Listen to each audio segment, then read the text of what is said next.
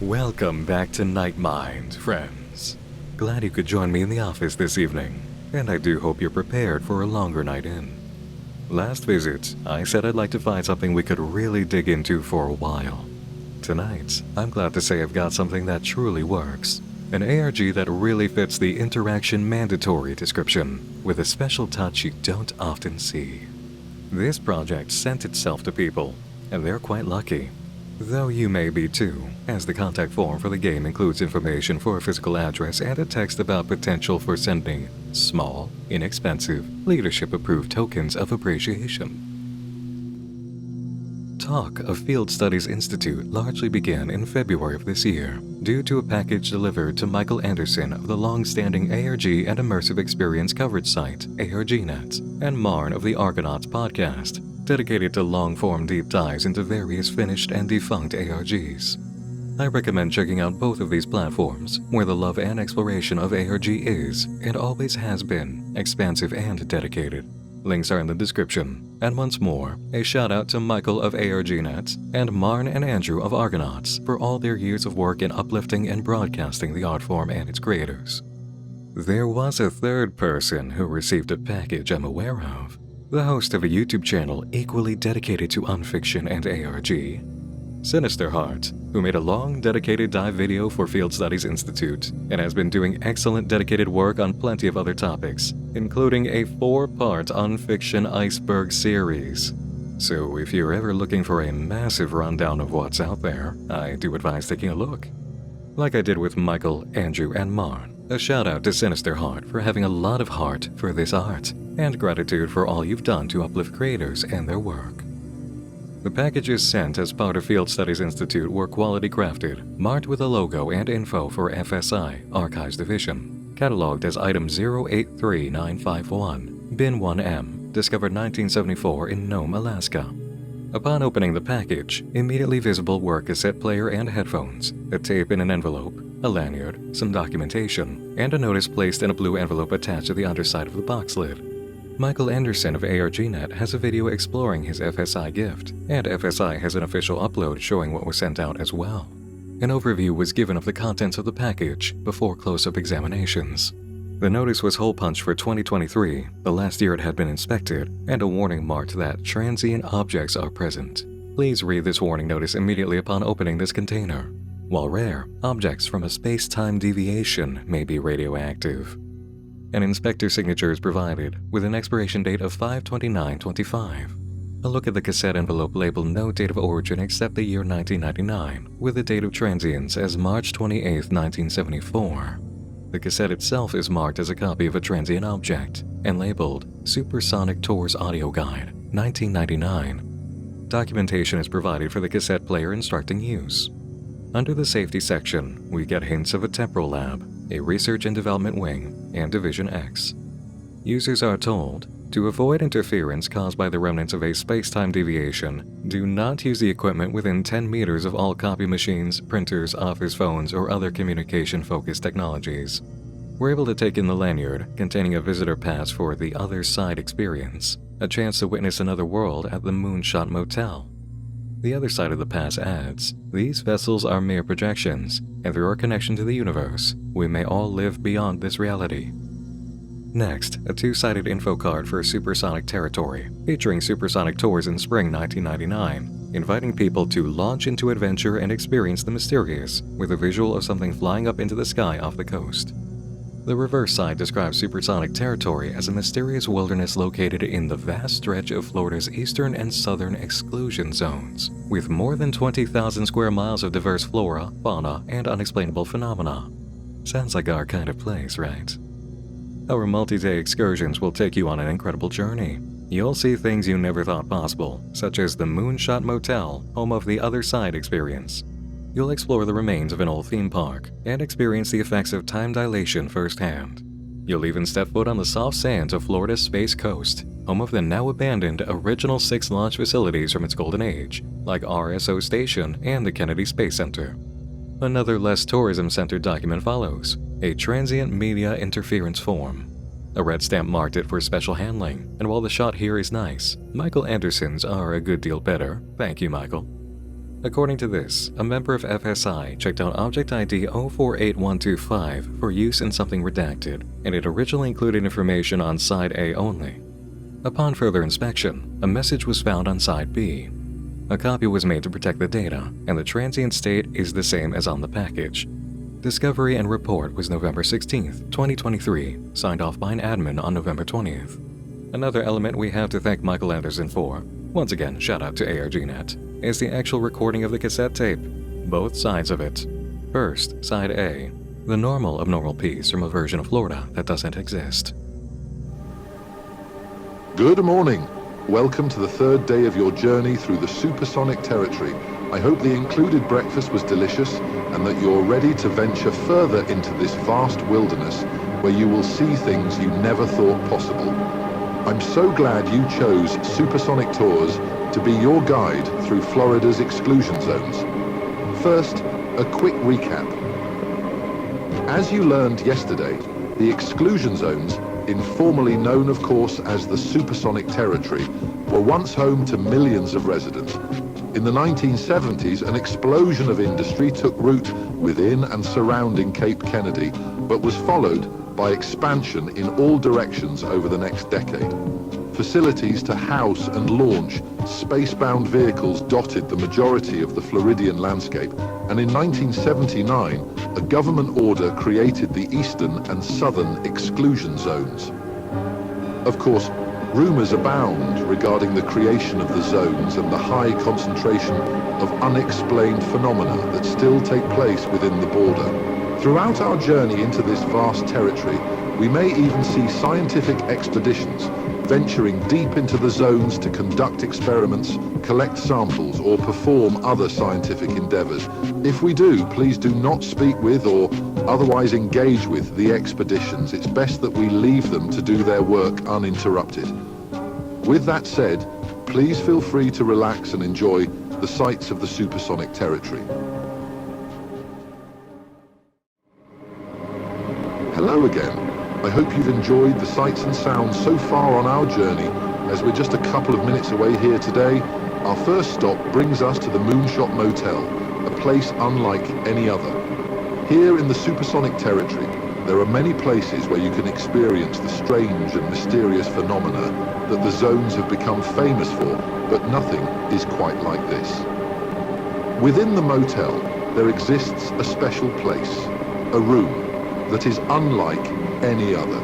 It is a window into another world, another dimension, another reality. Naturally, naysayers believe it to be an illusion, a trick, or at worst, a hoax. I implore you to dismiss those notions and believe what you may consider to be impossible. Slow your mind, breathe deeply. Take in all that you see and form your own opinion.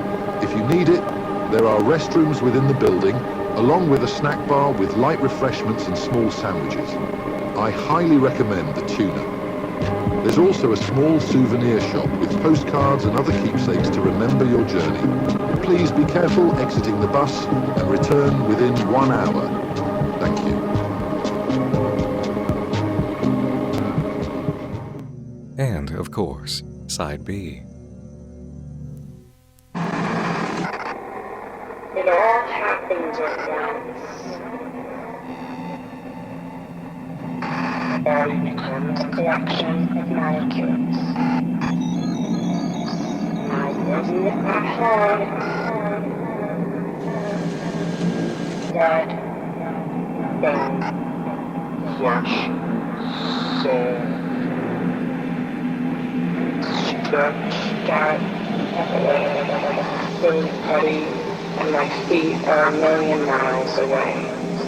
I wasn't at home. Fingers are long tentacles.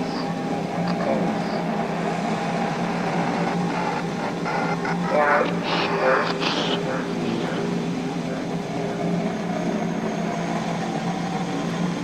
I was lying over. It all happened at once. I wasn't at home. The elevator doors open. I know this place. Using only what comes in the package, we can understand these points. Field Studies Institute is a group much like the SCP Foundation that deals with objects coming from space-time deviations. While all the items dealing with supersonic territory are transient objects from what appears to be another timeline, the cassette tape is extra abnormal, having spawned a new element after it was originally found on March 28, 1974. The tape and other physical elements relate to the supersonic territory in the year 1999, and this odd alternate timeline Florida's area, and more specifically its Moonshot Motel, may be a crossover point in space-time. The secondary recording sounds like a woman relaying her experience crossing through the opening between worlds visible in the Moonshot Motel, and her revelation gained during. It all happens at once. Time occurring all at once? Or something else? To gain clarity and dive into the adventure, we go to the main platform for this experience, fieldstudiesinstitute.org, where a landing screen offers access to a databank. Enter and find yourself facing 3 chapters already available in the story of a new employee's journey, which you're naturally encouraged to do, and enjoy the original solo experience ahead of continuing with this video as always. It is highly encouraged. Field Studies Institute is a rich, immersive experience. If nothing else, just take a few moments to browse at least.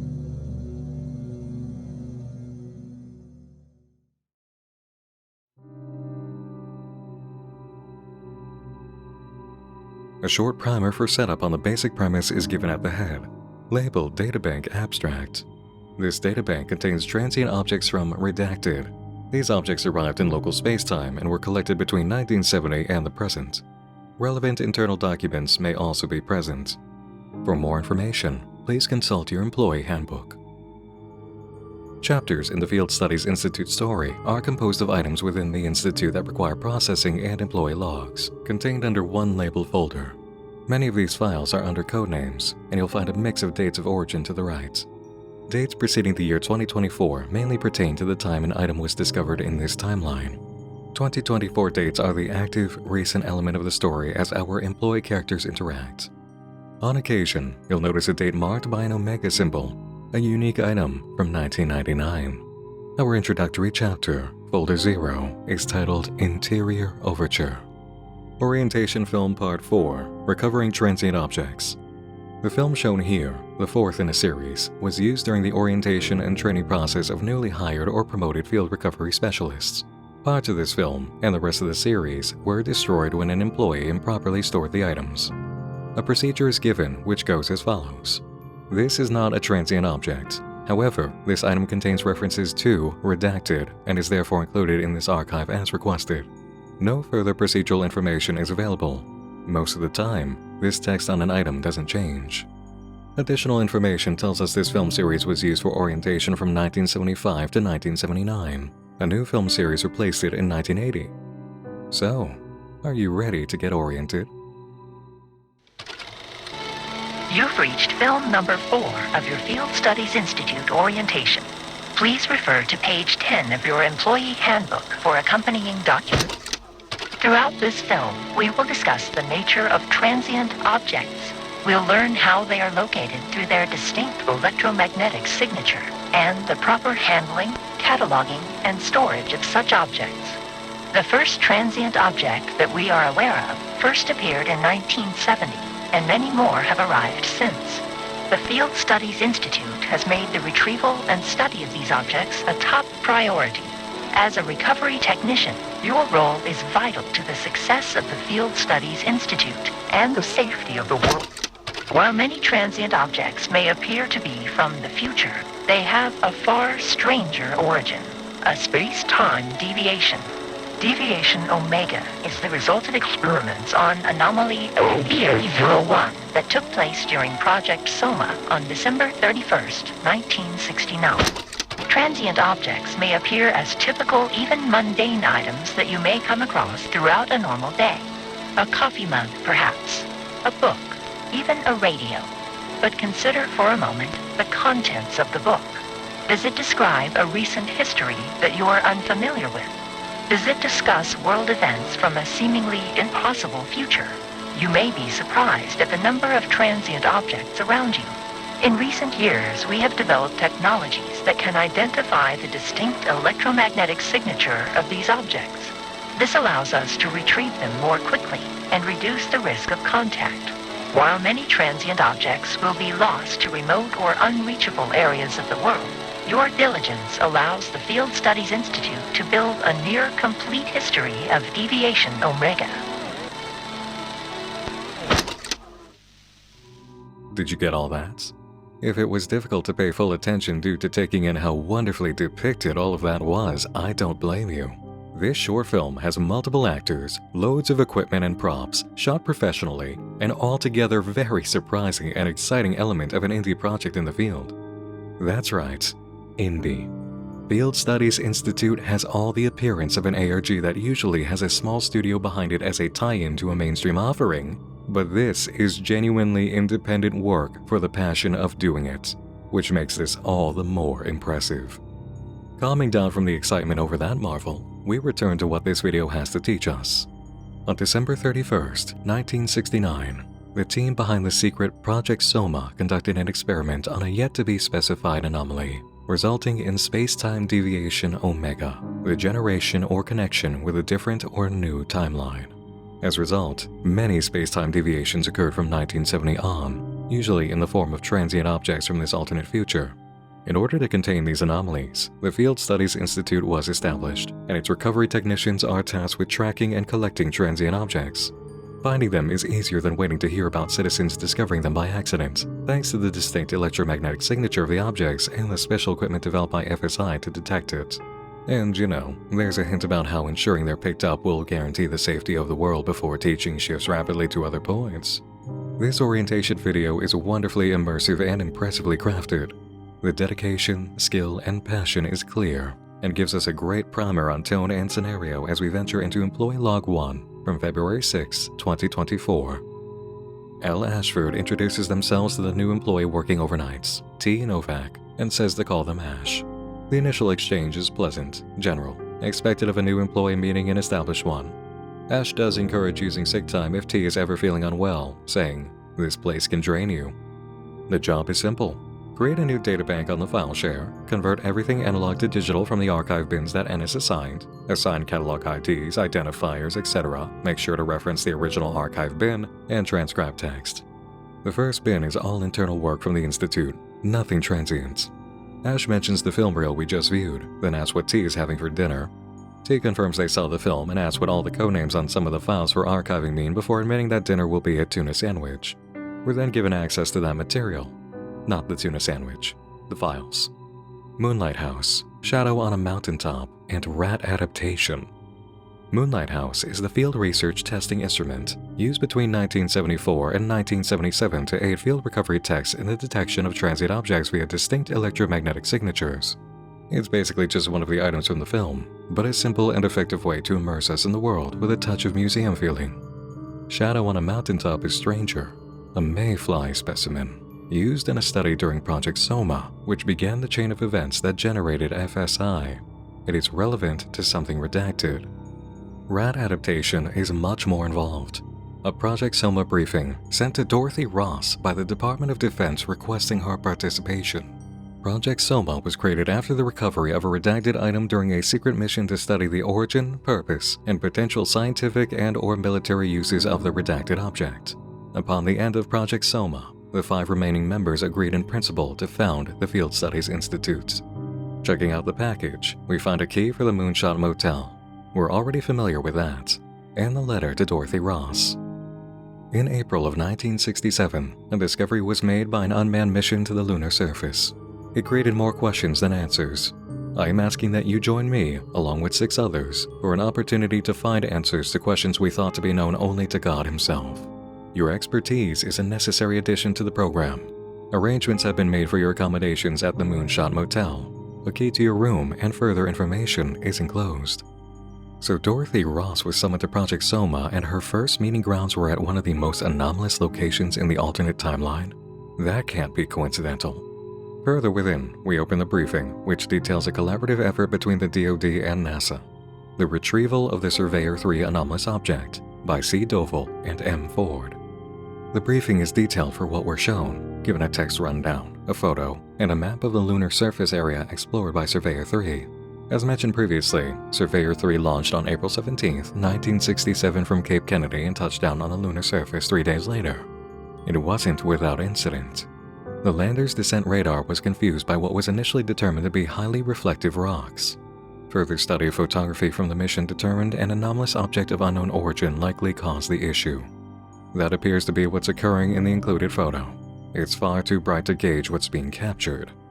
The Apollo 12 mission was launched on November 14, 1969 to land at the site of Surveyor 3, and among its many missions was the retrieval of the object, which was successful. The detailed dedication in creating this briefing is impressive. That traversal map is particularly striking. Anyone exploring the employment of T. Novak will find this is consistent from the creators of Field Studies Institute. A special note is given with this databank entry. The location of the Moonshot Motel appears in other transient objects, most prominently in 2 redacted pieces. Records from the area show this location ceasing operations in 1973, while transient objects describe activity in subsequent years.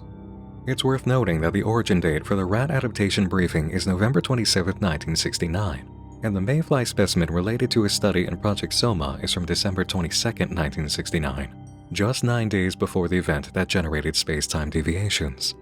What was occurring regarding mayflies that was worth noting before the major event?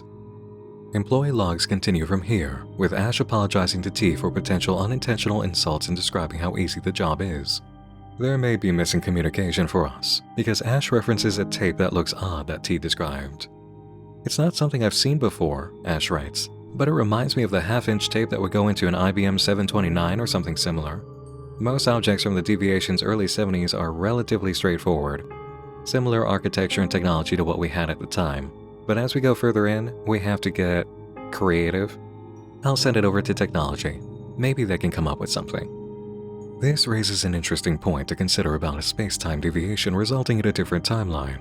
The development of technology going along a path that removes it from ability to understand at first glance and requires extensive examination or reverse engineering. Normal in most circumstances except for the confusion of how the thing works and why it was built that way, or the means to have done certain things.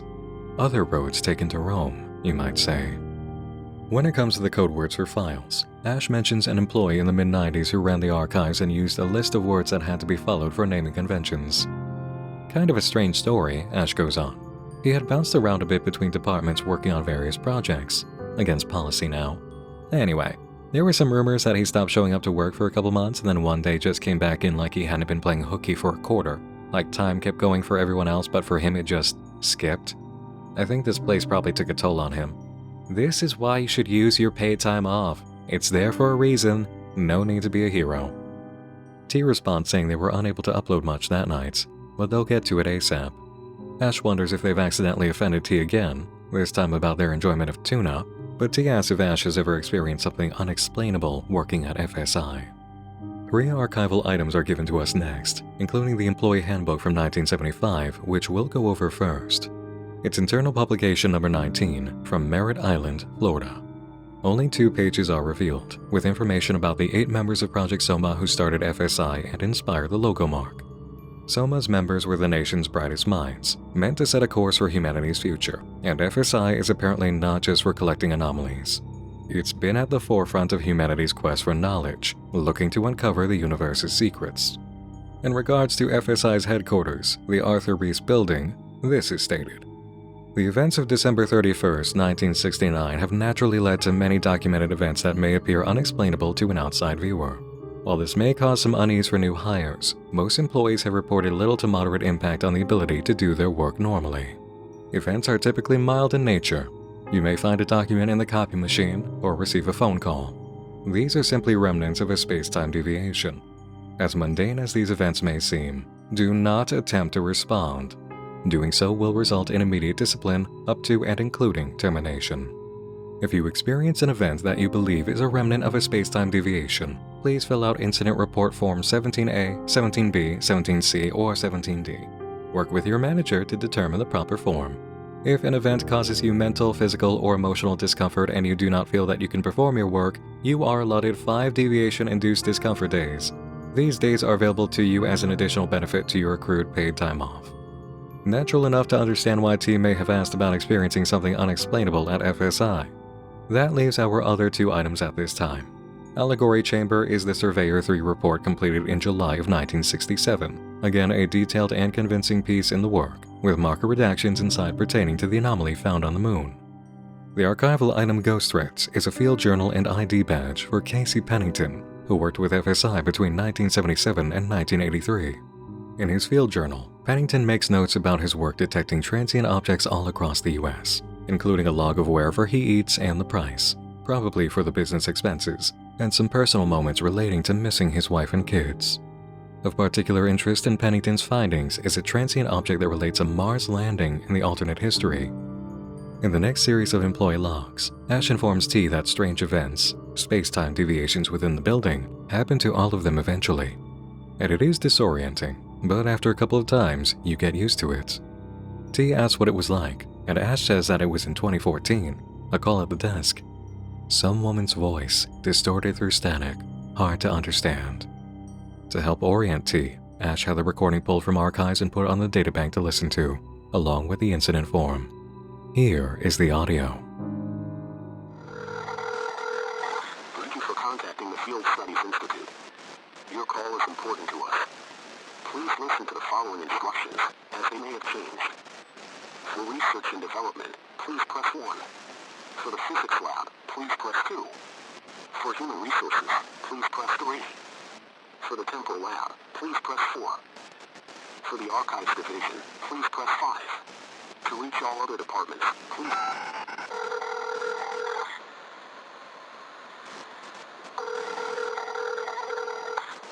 Hello? Yeah, hi. Close to the lobby. No doors, not fun. It all happened at once. Sure? Just wasn't much recorded. Long phone before Have you ever watched a star?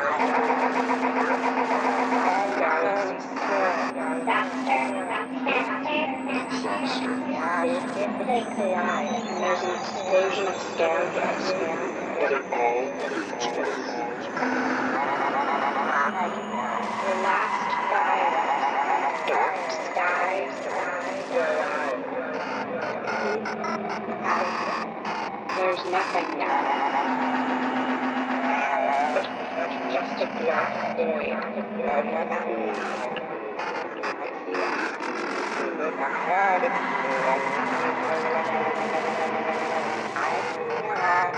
It all happens at once.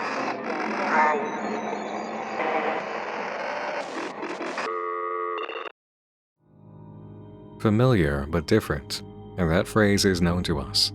It all happens at once. A spectrogram analyzer was run on the audio track, revealing an image of that repeating phrase. Information on the deviation gives us hints of story beyond just Ashford hearing this. This form, 17A, completed by Miss Ashford, AD 1069E, of the Archives Department documents an experience with the remnant of a space-time deviation. Further studies concluded this remnant was likely the result of redacted and the nature of her redacted. And in procedure, this is not a transient object. However, this item is related to the termination of redacted and is therefore included in this archive as requested. So they have information enough on space-time deviations to guess what caused this one, but we aren't allowed to know. It also is related to a termination. But in what way? Employment termination or physical? The document, Hollow Ether Needles, is memorandum from August 31st, 1972 relating to the anomalous behavior of the second-floor copy machine. Procedure mentions it contains references to communication from a redacted element, and the info section marked Other brings up a termination, with research related in Division X. The copy machine behavior was due to the remnant of a space-time deviation. The third item is a safety poster that's just fun to look at and imagine on the wall of an office in the Arthur Reese building. On to Employee Log 4. T thanks Ash for the upload from her space-time deviation incident and asks about the magnetic tape left from the archive bin for processing. Ash replies, first mentioning the guy who used to work here that incorporated all the codenames and says to be on the lookout for item 083951 in the next batch. As for the tape, it isn't transient, but the data on it is, and has been uploaded. Which brings us to Extraction 1 from November 9th, 1999, our first Omega event item. When it loads in, the databank tab is titled The Garden. Things are immediately different here. Black screen, flashing images, a tape reel in motion. Load in and you find yourself reading from Claude Internal Data Reference, page 1 of 18, from Peaks Island, Maine. Audio comes in throughout. Have you ever watched a star die? We're asked. She opens her eyes here for the very first time. 2 black holes where eyes should be, swirling with dust and tiny particles, each green iris eclipsed by large black circles. A familiar but alien world unfolds in front of her. From a garden of warmth and calm and serenity, now confronted with the wet, cold concrete pressed onto her face. The safety of that other place is gone, replaced with the inevitability of death that comes with the beauty of a sunset over Casco Bay. It's here on Peaks Island that Hallie comes into this world. Page 4 brings with it the character Claude, addressing Hallie, who coughs and sounds worse for wear upon asking who she's hearing. Hallie attempts to stand, but collapses, then makes eye contact with Claude. He writes. She forces herself off the ground, appearing just slightly more skilled at standing than the newborn giraffe. It's just enough to slide over and grab my perfectly designed acrylonitrile butadiene styrene exterior. You may be confused, and that's expected, Claude says, and goes to speak again as Hallie says, Who is this and where am I? Tell me right now. Cut off again. Her lips come close to my sensors. I feel her breath on me. I smell it too. What a wonderful feature my creators have endowed me with. Claude gives his name and explains that he's an electronic brain within the device Hallie is holding. Hallie stares at him blankly and takes 2 minutes to process her situation before asking how she got here, explaining that she feels like she's entered an alternate dimension. She gauges that they're on an island and asks why it's this island. Claude silently remarks about how she thinks she had any choice in the matter. Hallie reads the engraving on a gun battery from the Second World War, then asks if it's the year recorded, 1942. Claude informs her it's 1999 and observes her confusion. No, she says. This is a dream or something. Or you're fucking with me. Are you fucking with me? Claude denies it as Hallie begins running with him still in hand. She travels through patches of thick trees and brush, looking for a human being who knows what year it is, then steps outside a tower with a heavy rusted metal door. It reads, Fire Control Tower, completed in 1944, renovated in 1986 for observation of the Cape Elizabeth Space Center by the Peaks Island Conservation Society. Confused, Hallie repeats, Space Center? And enters. Claude informs us that ivy climbs the walls inside, and an inch of still water sits at the bottom of the tower, only rippling when droplets collect on the staircase above and succumb to gravity. It smells like rotting vegetation. Hallie wishes for a light, and Claude obliges, switching on his high-resolution display and turning up the brightness. Graffiti covering the walls catches Hallie's attention and she reads, Fuck Linmore. Linmore lick my... Okay, that's gross. So who's Linmore? Claude responds, I believe the artist here is referring to William Linmore, President of the United States of America from 1977 through 1985. Hallie takes a deep breath and admits never hearing that name before. How is that possible? She travels to the roof, stepping over discarded cigarette packs and empty beer bottles. In the distance rose a collection of buildings and structures, enormous metal communication towers surrounding, covered in a sea of blinking red lights. Claude informs her it's the Cape Elizabeth Space Center. Claude, Hallie says, where am I? Where is she indeed? There's no such thing as the Cape Elizabeth Space Center, and there's never been a President Linmore.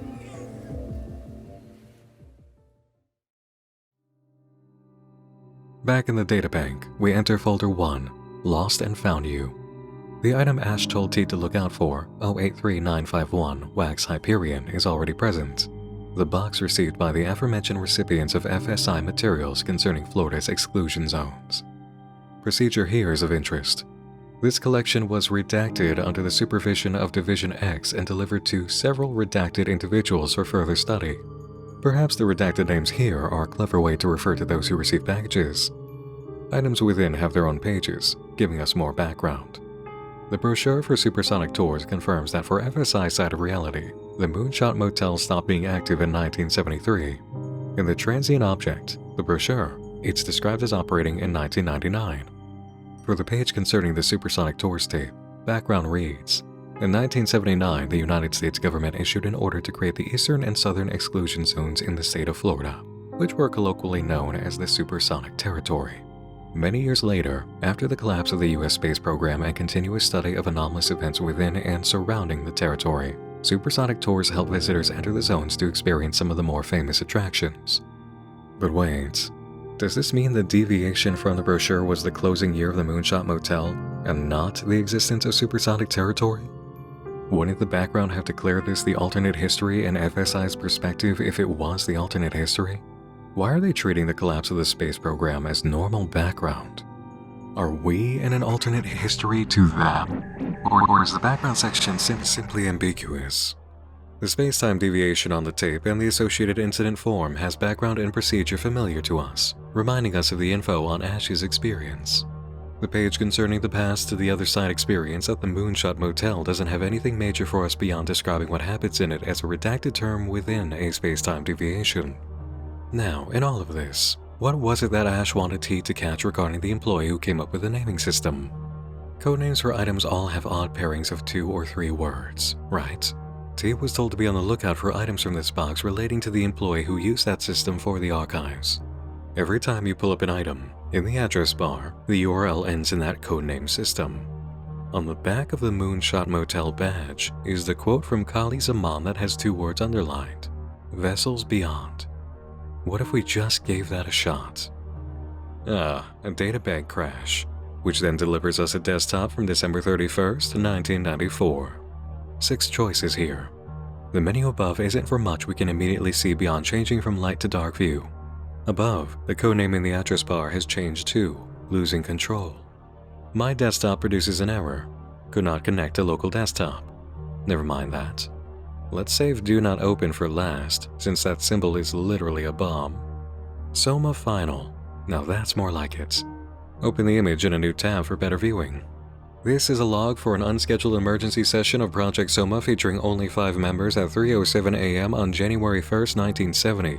It's noted immediately that director Arthur Reese, Dorothy Ross, and Alan Trenchard are not present. At 2:01 a.m., Alice Fiorella was woken by a loud, sudden noise. Others in the meeting confirm experiencing the same. Dr. Tilzer gives context. All members of the program were there to celebrate New Year's and had planned overnight stays in the on-site sleep rooms. At approximately 2:03 a.m., upon arrival within the redacted location, Dr. Remlinger noted the presence of lab specimens, rats and mayflies outside containment. That relates to one of the items we've seen earlier, the mayfly specimen. Dr. Tilzer then discovered several specimen containment apparatuses damaged or destroyed. Dr. Haydock returned to the group at 2:04 a.m., reporting Doctors Reese, Ross, and Trenchard were absent. The entire group then went to look for them over the next 20 minutes. Department of Defense officials were notified at 2:34 a.m., and calls to hotel phones for the missing members led to no results. DoD decided a committee would be formed to investigate the event. The emergency meeting concluded with Dr. Haydock proposing a discussion about the project's future. It was agreed that with the sudden introduction of major DoD involvement, they could not make efficient progress in their work, and a new organization must be created to study something redacted and associated phenomena. Back on desktop, the network option fails to connect, leaving us with 2 more options after Do Not Open: Migratory Drift and Notes from December 16, 1994. Migratory Drift is, as the image suggests, an audio file. We're going to let that play as we look over what remains. It's actually just ambient, as far as I can tell you at this point. The notes aren't major, though might be valuable for connections later. The only immediately prominent point is the last. New Deviation Report. Have you ever watched a star die? So now we give the final option a shot, and it doesn't delete the whole system, thankfully. It's a journal entry from the same day as the notes. Another day in paradise. The doc tells me that journaling is the secret to unlocking my hidden traumas, but I think a vacation for a week down to Key Largo with my lady and some frozen mango margaritas would certainly do the trick. I just don't think anyone else really understands what I went through. The writer goes on to say it does actually help, and today included processing the last track from the transient cassette found in Iceland, Migratory Drift. It's not to the agent's liking, and he wishes they could hear deviations of main timeline bands. Mention is given of everything looking good for STS-67, which was a space mission for the shuttle Endeavour on March 2, 1995. Thinking about what else we can do with this, it occurs that we may be able to try more databank items in the address bar. How about that note with a recurring message? Have you ever watched a star die brings us to this page, containing information related to a redacted event. If we're not authorized, we're told to depart immediately. A test of other phrases reveals this is the error page or page not found screen. That link brings us the Wikipedia page for Merritt Island National Wildlife Refuge in Florida, where FSI has been operating. Is there anything else we can think of? Another recurring theme? How about it all happens at once? Okay, a printer wizard. Didn't expect that. Print Blaster 2000 allows you to view print jobs on your local desktop, and a file is ready for us. Let's view that. Oh, the space-time deviation. Mounds of wires slither across the floor. Nothing makes sense anymore. I feel pulled in towards it all. It wants pieces of me, all my ones and zeros. Wait, thoughts. I can see this. I feel the thoughts and the consciousness being pulled from me, the data spilling out onto the floor. There is no form, there is no shape, just raw bits pouring out of me into the wires and into carbon and onto paper. I'm trapped. She was too. Can you believe we found her? I know we have to go back, but with all of this, we spent so long building all of this. We can bring her back. This is definitely speaking about whoever's describing their body being stretched in the space-time deviations, right? Or maybe it's Hallie. For the technical bits, the data, ones and zeros, the only element we have to attribute to that is Claude. A fascinating load of information is here through the databank searching. Our very own bin of items, making things a bit clearer and raising more questions. What happened to the missing members of Project Soma? Where did they go? Back on track, we come to Employee Log 5. T writes to Ash. I saw that item you mentioned. I think I found what you wanted me to see. Very clever. I took a peek. We're saving these operating system instances from 1994? I wonder how far back they go. And I assume that means everything we're doing now on our computer is being recorded. Are you worried about getting in trouble? Ash replies with a sweet intro. I just finished today too. Glad we're through with that. It's not the same getting into work and not having a message from you waiting in my inbox. Ash then mentions FSI does love its records and documentation, but it's all automated, though chatter about getting in trouble is probably picked up in the system and she doesn't want to check in from Ennis. T says, speaking of Ennis, I've got a question for you. He's been adding these weekly check-in calls to my calendar that are titled one-on-one, but every single time, Patel is also added to the call. He shows up and never has anything to add, just sits there in silence. Is that normal? T also mentions a discrepancy in the index numbers regarding Moonlight House and tells Ash she's going to be the one to get them in trouble. Our next few items arrive, marked Volcanic Sunset, Rose Station, and Existential Cave. The first is not only remarkable, it's something we've caught notice of before in the timeline. This was the item Agent Pennington discovered on Christmas and wrote about in his field journal, a Mars landing simulator, which shows how deviated the other timeline is. Notes and background also describe significant differences in the game cartridge's internal architecture, storage capabilities, and compiling techniques. All three visuals for the game are striking and again speak to the commitment of the project's creators to quality work and immersion. A real love of the process and the idea of all of this is so evident. What we really want to focus on, though, is the back, giving us information on the deviating timeline's major event. On September 23, 1978, Miroslav Morisav and Jeff Rains became the first humans to step foot on Mars, follow in their footsteps with Metrotech's Mars Landing Simulator. This is highly indicative of a very positive resolution to the Cold War, an outright alliance between the Russians and Americans for a cooperative space exploration program. Perhaps that's what generated the true boom in this timeline for space centers and tech. Item Rose Station is memorandum concerning dilation calculation for non-exempt employees. It was photocopied using the second-floor machine affected by space-time deviation, and it left marks on the copy. Procedure notes the item contains communications from a redacted name. If we enlarge the view, we see something jump out immediately. The upper square imprinted from the deviation is the same message as the beginning of the tape in which we meet Claude, asking, "Have you ever watched a star die?" There it is again. Text has been distorted all across the copy, warping and waving. The original text doesn't appear to be of importance to us. Just a lot of talk about time cards and hours accumulation. Item Existential Cave is fascinating and elucidating. Trenchard Ross Computer Systems webpage, introducing the Claude 2.0 digital companion. Details of the page bring it to February 1999. Background on this one is fascinating. Sections and fragments of code have been gathered from various transient objects, allowing for the recreation of the Trenchard Ross Computer Systems webpage. The webpage is not fully functional, but will be updated in the unlikely event that additional code fragments are discovered via transient objects. Due to the nature of this recreation's origin, some parts of the webpage appear to be damaged or corrupted.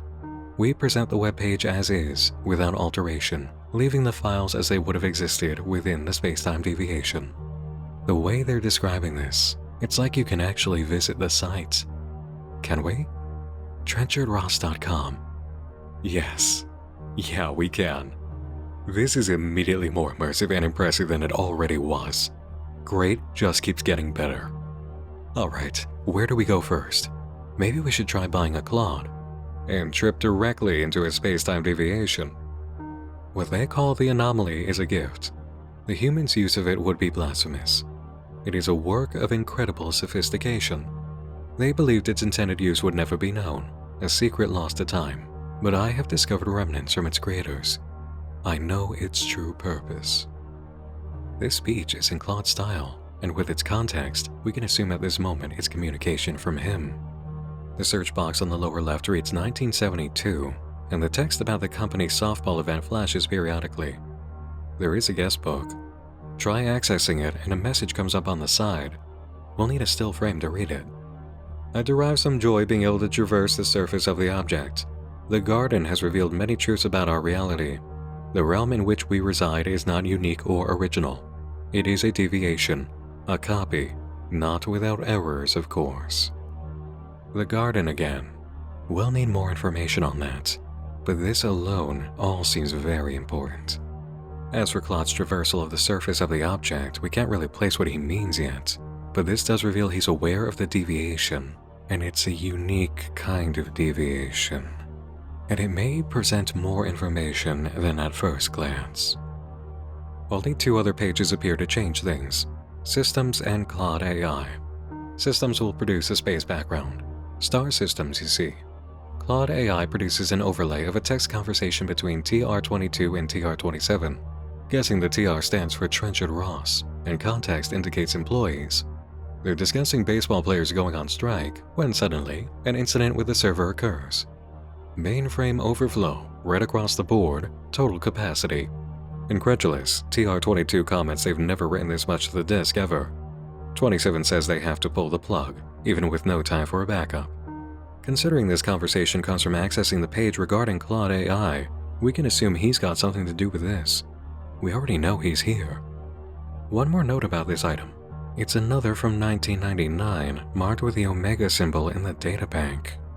Picking up the employee logs, it's easy to notice the parallel between the employees of Trenchard Ross and Ash and T at Field Studies Institute.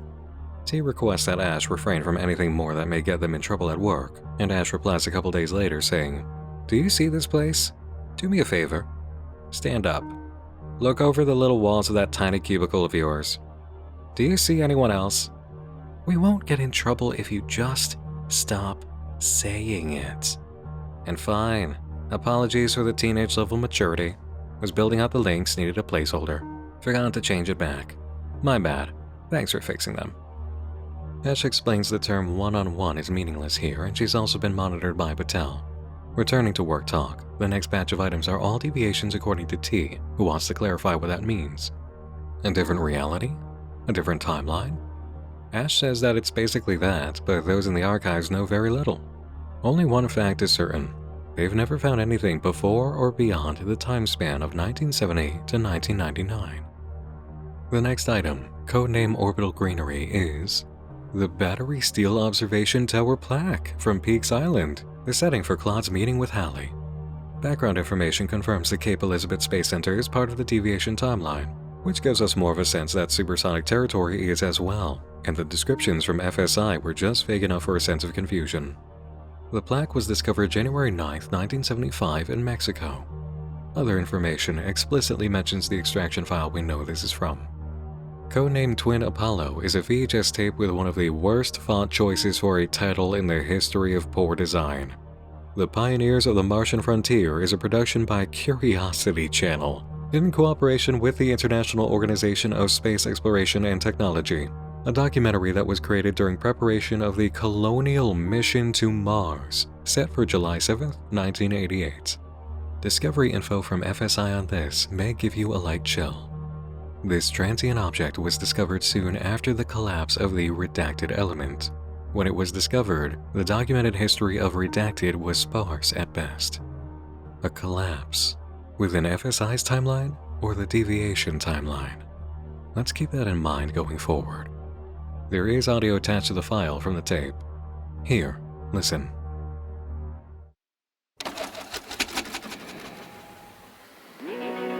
It's an incredible accomplishment for Alan Trenchard and Dorothy Ross, the visionary leaders of this great journey for humankind. After founding Trenchard-Ross Computer Systems in 1971, their revolutionary software, Claude, allowed us to begin our work on the colony in 1983. Over the last few years, hundreds of machines, programmed and operated by Trenchard-Ross Computer Systems, have been building the beginnings of a future home for the brave men and women who will make this journey and will continue until the planned launch date of July 7, 1988. As the leaders and majority financiers of this project, the two co-founders, who have largely stayed out of the public eye since the company's founding, will be two of the souls on board.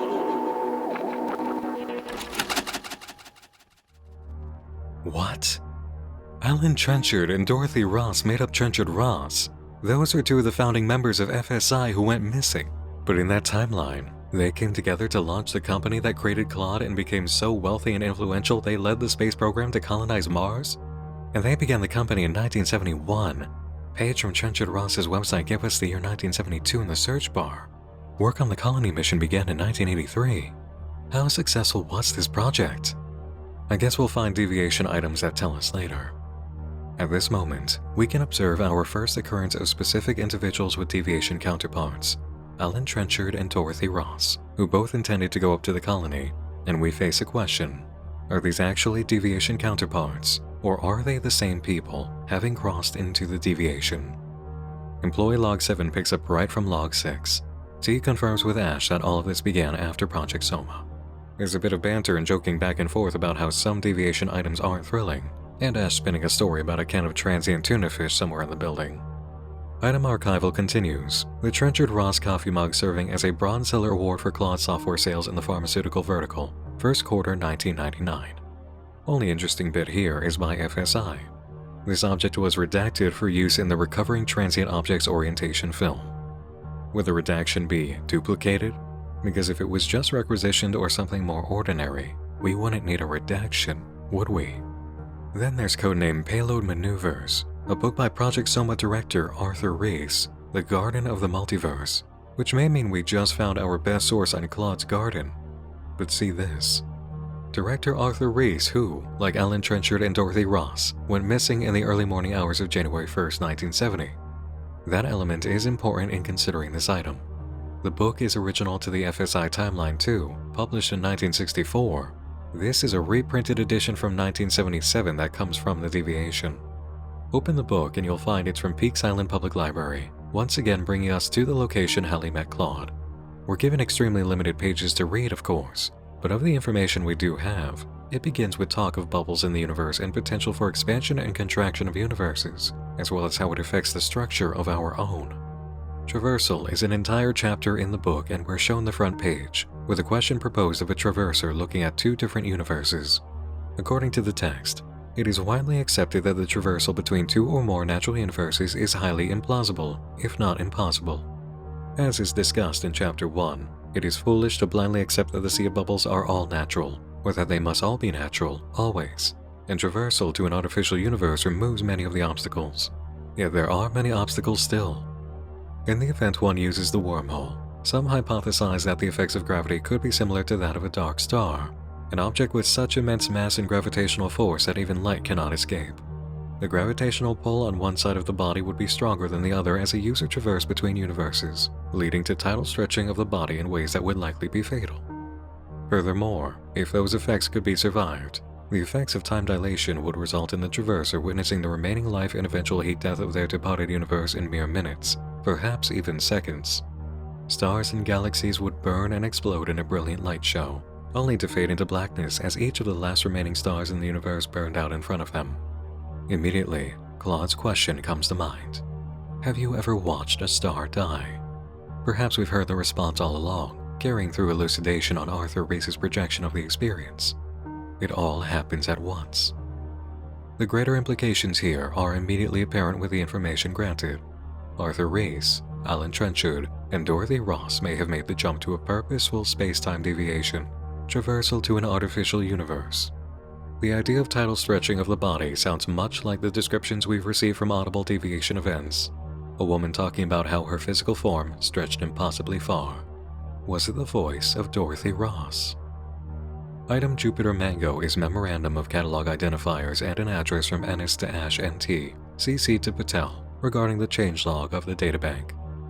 After reviewing the changelog of the databank you've been assigned, I've been made aware of multiple changes to catalog ID numbers after the entries have been posted, due to apparent typos or label mismanagement.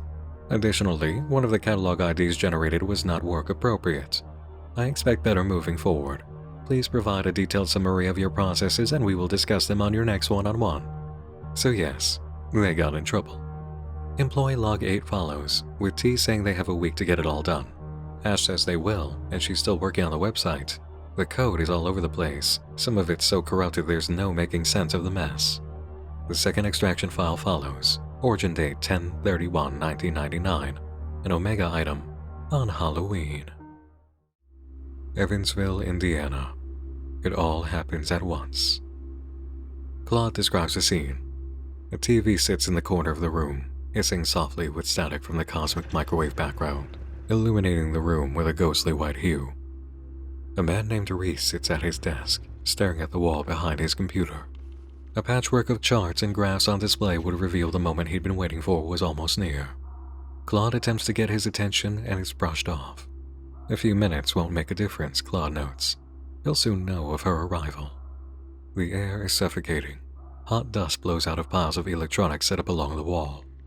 A mountain range with peaks and valleys of searing metal covered in lights, gauges, switches, and knobs, all dancing at the precipice of their internal heat limits.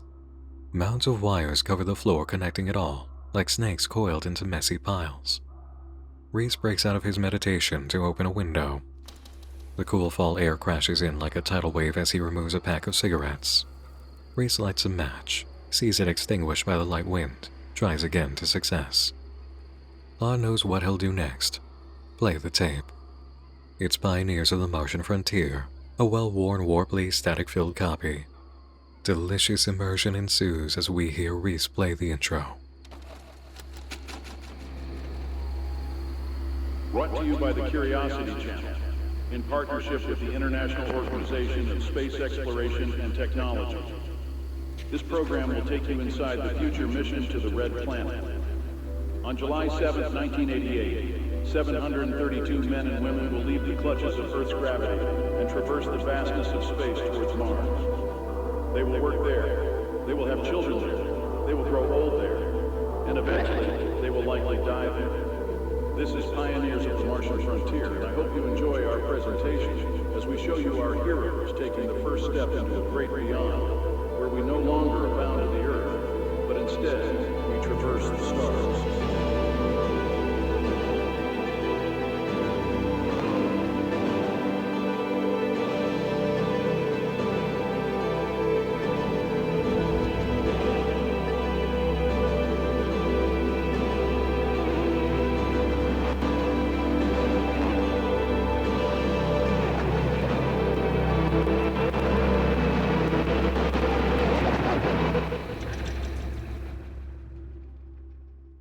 Claude marks the quality of the tape disintegrating into dust after a few moments. Reese rewinds it, ejects, and places it next to the TV to do it all again later. The doorbell rings. Reese asks what time it is. Claude answers, then goes to make a suggestion, only to be cut off. "Goddamn kids," Reese says, and makes his way downstairs. Claude describes the visitor. A teenager, it seems, by his wispy facial hair, holding open a pillowcase. Reese says, "You're kidding, right? You're not even wearing it." "Reese, I'm sorry," Claude interjects. "But surely you know the practice of wearing a costume, especially one of a supernatural or horrific nature, has been frowned upon culturally for many years." Reese picks up a pumpkin-shaped bowl and empties it into the boy's pillowcase, telling him to take it all, since he'll eat it if he keeps it, and he shouldn't. He enjoys his alternative candy, raising the cigarette to his lips, and heads back upstairs. A series of lights scattered across the room amongst various pieces of instrumentation begin to blink rapidly, pulsating, mixing together into a beautiful gradient of colors as the light from each diode projects onto the opposite wall. Reese hurries to his computer, types in a series of commands, looking for the source of it all while asking Claude what's happening. "Detecting predicted variations on the electrical grid. I'm getting you a location now," he answers.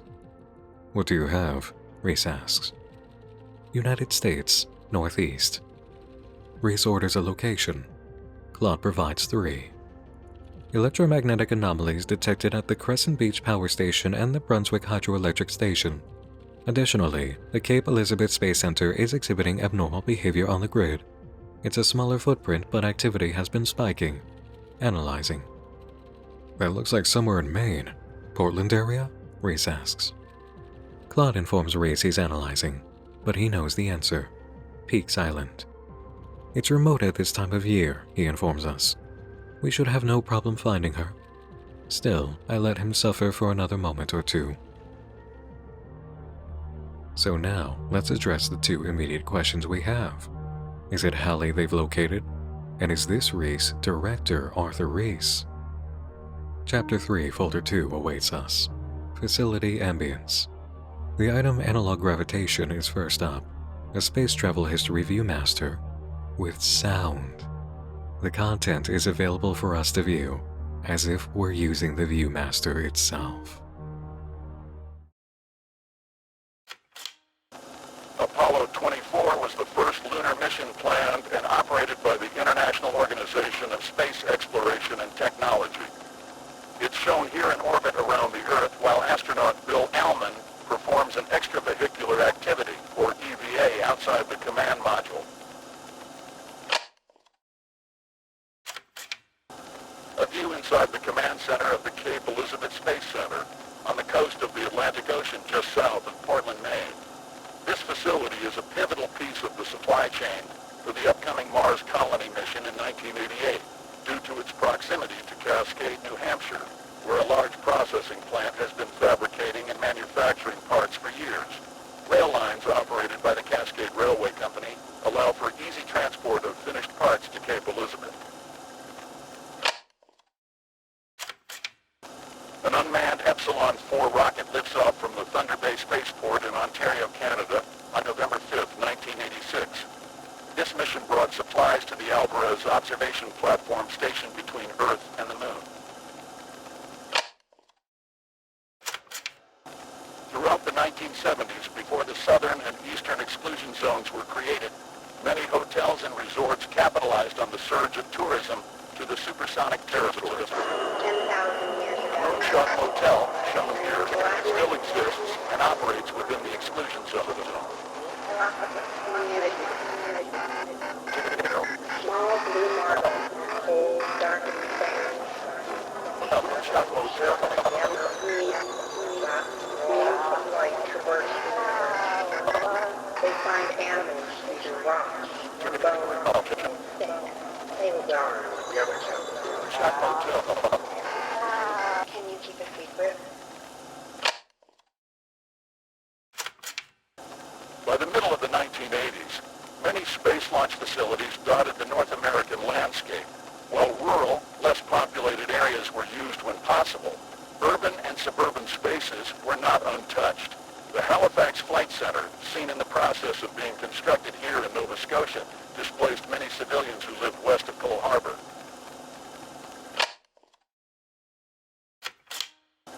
The Parnu Peace Accords set the stage for a project that would have been unthinkable in the decades prior, a collaboration between the United States of America and the Soviet Union on a large moon base. Built in the Bailey crater, the moon base became a major destination Nancy Rose Orbital Platform depart daily to Bailey Station, where many go to visit the famous planetarium. Sights like this were a common occurrence within the supersonic territory. Many Floridians moved long before the government order, citing noise and other safety concerns. Some, however, stayed until they were forcibly removed. Long legal battles kept some homes, like the one shown here, occupied despite their proximity to launch sites. That Viewmaster probably didn't show up with the extra space-time deviation you all heard, and we'll get to that, but wow. Let's just give this a moment. The dedication to immersion, quality, and creativity seen throughout this project from the beginning straight through now is some of the best I've ever witnessed, especially on the web-based front. This is right alongside Welcome Home for understanding how powerful the dedicated website medium can be and going all in on immersion and creativity. To present us with the idea of an audio-visual Viewmaster and then provide that experience in the browser as authentically as possible is stepping up to the challenge of making your ARG project so much more and really utilizing the idea of playing along, putting a player in the character point of view. Field Studies Institute has been a stunning achievement of a project all along, but this was a moment that needed special highlighting. Now, regarding the space-time deviation audio within the Viewmaster slides, it's difficult to parse what's being said after 10,000 years, and before "Can you keep a secret?" What's clear is that attempts at communication continue with whoever's speaking through the deviation. Employee Log 9 follows, Ash immediately introducing the name Ovando. T naturally asks what that means, and Ash relays a story from childhood about her father setting up his first computer, back in the age of BBS, Bulletin Board Systems, the early incarnation of the internet. Ash explains that the creator of the BBS went missing, and his car was found in Ovando, and it was just something that stuck with Ash. What activated this memory for her, though, is a bit of a mystery. Next item bin: Fielding Array and Abstract Cartography. The first is a copy of meeting minutes from the initial working session of Project Soma on December 1st, 1969, 7 days after a redacted element was delivered to Merritt Island, Florida, most likely the lunar anomalous object. In terms of timeline, this would be shortly after Dorothy Ross received her invitation and request for a preliminary meeting at the Moonshot Motel in November. Everything involving Project Soma appeared to happen very fast. All 8 members invited were in attendance. Director Reese opened, describing the events that led them to this meeting of the nation's brightest minds. A codename is finally given for the lunar finding: Large Bright Anomaly, LBA-01. It arrived on Earth November 24th, just days before Thanksgiving, and was housed in a clean room at a facility on Merritt Island. No human contact had occurred until Dr. Reese viewed it approximately an hour before the start of the meeting. Dr. Reese informed the group that what they would come to observe that day may be inspiring and create a deep desire for power and knowledge. He also informed the group that it could create a sense of discomfort, anxiety, and existential dread. It was made clear that true progress would come only when these two extremes were balanced, that fear would inhibit them and a desire for power could destroy them. The group broke for coffee and refreshments at 8:35 a.m. Upon return, everyone introduced themselves and their academic professional backgrounds. An entire section of activity is then redacted. At 9:58 a.m., arrangements are fulfilled to bring the individuals to the facility where LBA-1 was quarantined. Item Abstract Cartography brings us back to the question of whether or not the timeline FSI exists in is actually a deviation from our own as passengers in T and Ash's experience. The Facilities, Resources, and Contacts Guide from 1991 deals with info from the Center for the Decommissioning of Off-Earth Technology and outlines Florida's exclusion zones, as well as the active launch sites within the eastern United States. FSI's background text informs us the early 90s saw a rapid decline in public sentiment towards government spending and private investment into space-related projects, resulting in several closures. Considering the FSI timeline sequence of events, it's not truly out of the question to consider that both they and the space-time deviation timeline share a massive expansion of the space program, having actually found something on the moon and witnessed an anomalous event resulting. The government in the FSI timeline would have had major incentive to continue its development in space exploration, and even to turn aggressive in its efforts. Reverse engineering discoveries of new technology from the deviation timeline could have informed FSI timeline NASA greatly, allowing them to expand at a rate far faster than our known history. There is another matter to consider when it comes to tech and the origin event of Project Soma, especially after the hints about what it might inspire in people from Director Reese. LBA-1 could have effects that FSI is able to use. We have no explanation yet for the alluded to duplication work they've been doing under Division X, which they keep redacting the term for in the records. Arthur Reese was interested in the possibility of an artificial universe, which would be safer to traverse than another universe bubble in the garden of the multiverse. Suppose LBA-1 had the potential he was looking for to duplicate a universe. Is this what Claude was alluding to earlier? The discovery of being inside of an artificial universe? A copy? Let's keep going and see how further items might give us insight. Employee Log 10 had Ash complaining about filling out another form, this time for the space-time deviation on the Viewmaster. T takes a look, listening to the audio interference, then decides to ask Ash what she thinks of this phenomenon. Ash returns the question with a touch of exasperation. We clock in, we work, for what feels like 8 hours, but because of some kind of weird time dilation nonsense, only 7 hours and whatever minutes have passed, so that's how much they pay us, and then we go home. These voices don't follow you home in the morning, do they? Just leave it. Stop giving a shit. The next 5 items make quite a bit. 2 standard, Extraction 3, and then another 2 items. Codename Broken Trials presents us with a Bailey Planetarium poster, a tourist destination at Bailey Station, a large moon base operated by the International Organization of Space Exploration and Technology. Yes, space tourism, which was alluded to in the viewfinder, but very much confirmed here. Codename Brush of Azure is a Cascade Railway Company press release. Coincidentally, it arrived in this timeline on a city that was founded on a rail spur. FSI notes that attempts to connect coincidental transient object locations has resulted in no discoveries, except in cases of the site of a redacted element's termination. And there it is again. Some termination in the history of the Institute has had an effect resulting in space-time deviations. The press release isn't very noteworthy, just a happy declaration to employees and partners that they'll be expanding after decades of service to the Eastern Seaboard Space Program. And now, Extraction 3. In Extraction 2, Halloween 1999, Reese discovered the location of an impending arrival of someone through what we assume is space-time with the help of Claude. In Extraction 1, November 9th, we were introduced to the person arriving, Hallie, on Peaks Island, Maine. As we enter Extraction 3, Part 1, we find the date is 1 day later, November 10th. Cape Elizabeth Space Center. The loop opens. Hallie lays on a cold, smooth floor inside the Cape Elizabeth Space Center, staring at a ceiling that fades into darkness. She and Claude are taking refuge as they wait, avoiding the rainstorm outside. Water creeps through small cracks in the ceiling. Occasionally, one finds her face. She instinctively turns her head away, only to have another land directly in her ear. She squirms as the water navigates its way through her ear canal. A train makes its presence known somewhere beyond, its horn echoing through the hills past the boundaries of this now derelict facility. My head hurts, Hallie says. Claude makes the suggestion that she hit her head on arrival. Hallie denies that, saying she's just trying to make sense of all this. A moment later, she asks, "Who's looking for me?" "Reese has been looking for you for a long time, patiently waiting for you to arrive," Claude answers. "You keep saying that. Arrive. Who brought me here?" Hallie asks. "And how did you know I would be there? This doesn't make any sense." "I think it would be best if you allowed him to tell you. He has the benefit of forging a more human connection before explaining such things," Claude replies. Hallie asks what the deal is with his place, and Claude gives backstory on the operations of Cape Elizabeth Space Center until its closure in 1991, with mentions of Mars colonization. World building isn't interesting to Hallie. She asks if they can get some power going. Claude explains they're in the vehicle assembly building.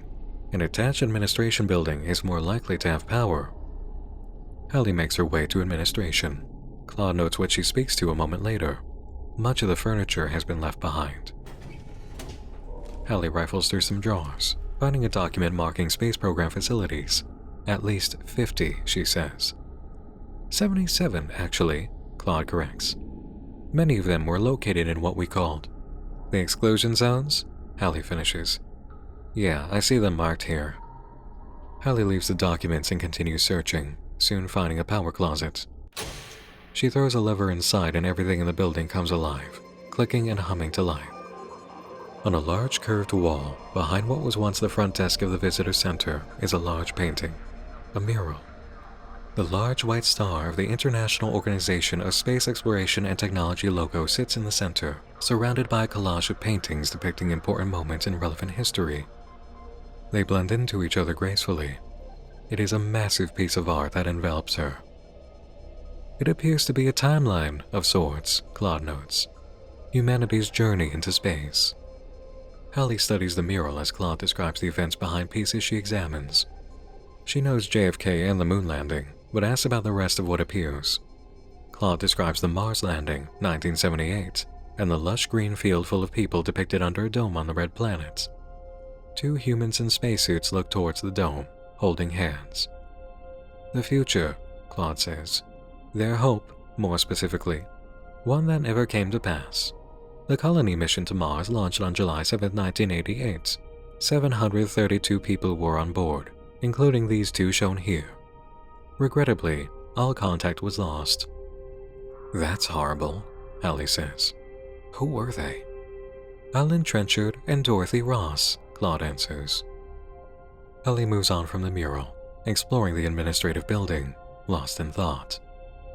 She finds a rack unit full of radio equipment. Headsets with built-in microphones are strewn about, and a red coffee mug with the International Organization logo remains on a desk. Hallie asks if the equipment still works. She flips the power switch. Static coming through 2 large speakers on the wall. Hallie turns a few dials, one across a range of frequencies. As she approaches 2290 MHz, the static starts to clear and a strong signal prevails. That's strange, Claude remarks. 2290 MHz.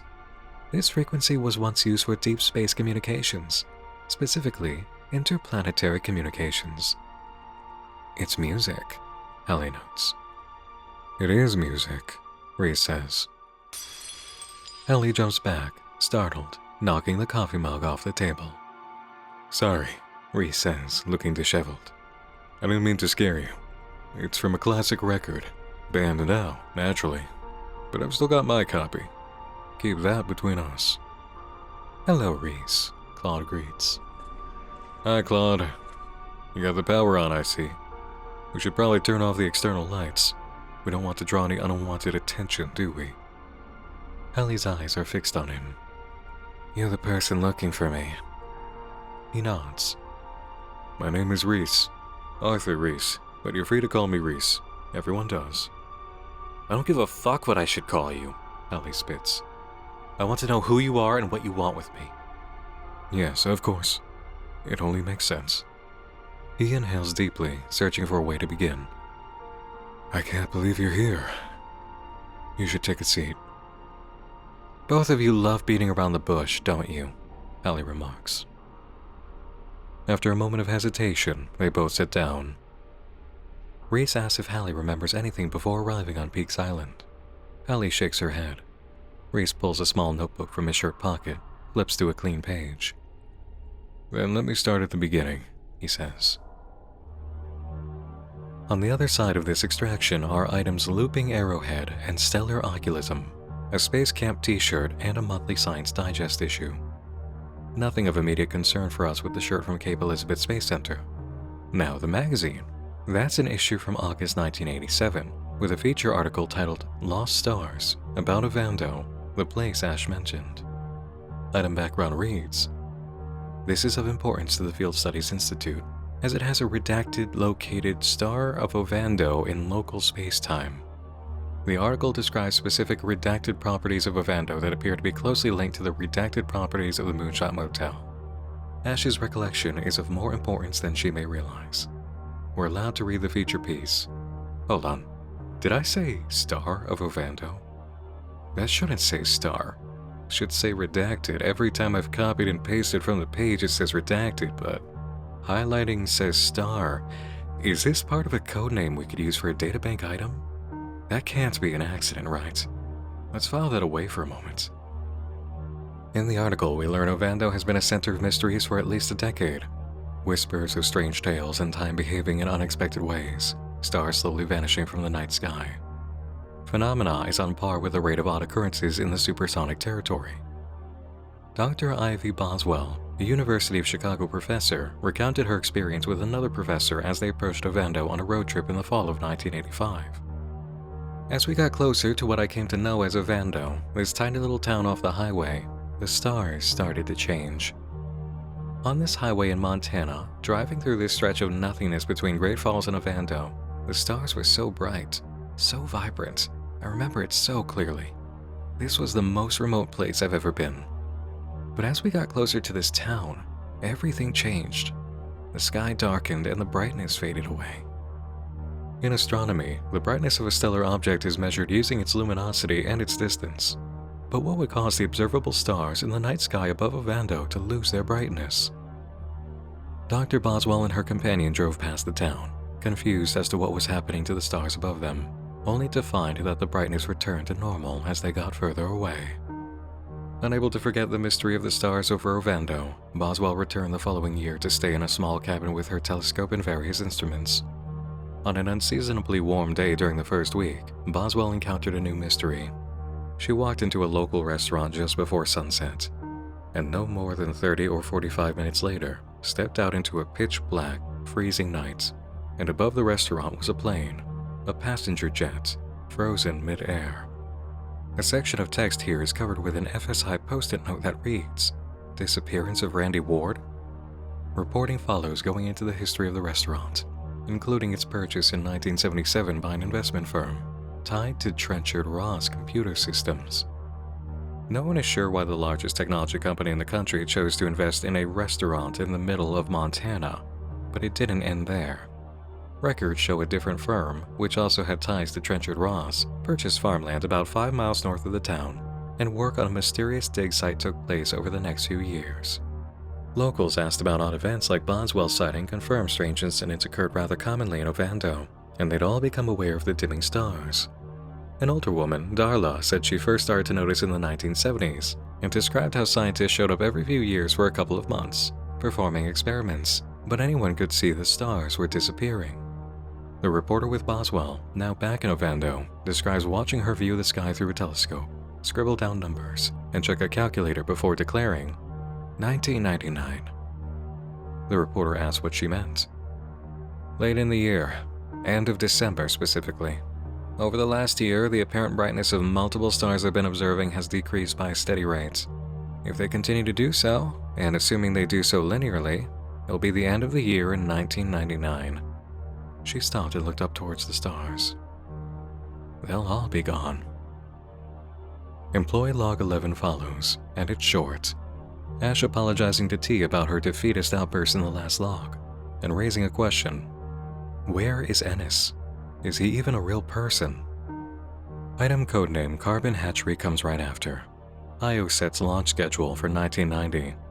The page beneath it is a message of resignation from the director of the Cape Elizabeth Space Center, Harold Alonso, who oddly urges those who remain to think about their futures with choice. He doesn't get to. On the 1990 launch list is a classified mission for DoD surveillance, slated for October 1st. Employee log 12 comes next, in which T messages Ash, asking what brought her to FSI.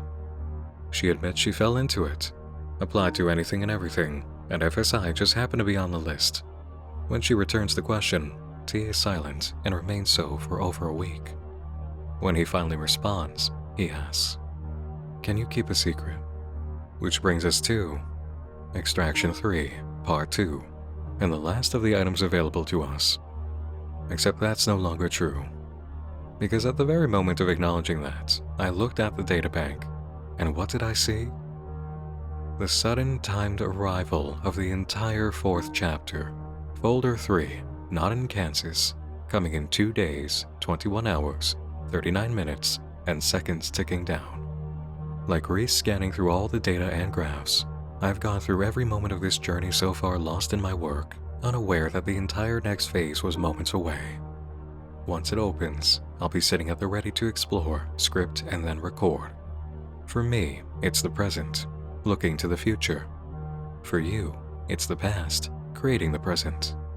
I guess it all happens at once, doesn't it? So, before I have to engage in my own space-time deviation, how about the rest of Extraction 3? I arrive in an archaic place, Claude informs us. We switch gears immediately to Reese talking to Hallie. All of this that's happening to you? It happened to me too, many years ago now. I know what you're going through. Reese rotates his notebook so the page is horizontal in front of him. Starting at the left edge, he draws a long, straight line that ends right in the middle of the page. He points to the left end of the line and follows it right as he speaks. In 1935, I was born in Atlantic City. I had a fine childhood from everything that I could find. I did my undergraduate at Rutgers, then went on to study physics at Princeton. Aside from the fact that I don't remember most of that. All normal, right? 1935. That would make you... Hallie trails off. You don't look like you're in your 60s. He nods and draws what looks like a bullet point at the end of the line, then surrounding it slowly in a steady, hypnotizing circle as he continues. In the summer of 1969, I was selected by the Department of Defense to lead a team of researchers. They called it Project Soma. Reese elaborates on their work for Hallie, the study of an object that no one had ever seen before, an object with incredible capabilities. It was the night of New Year's Eve. Something happened to me that night. What I'm about to tell you sounds impossible. It is impossible. I died that night. Hallie stares at Reese, expressionless.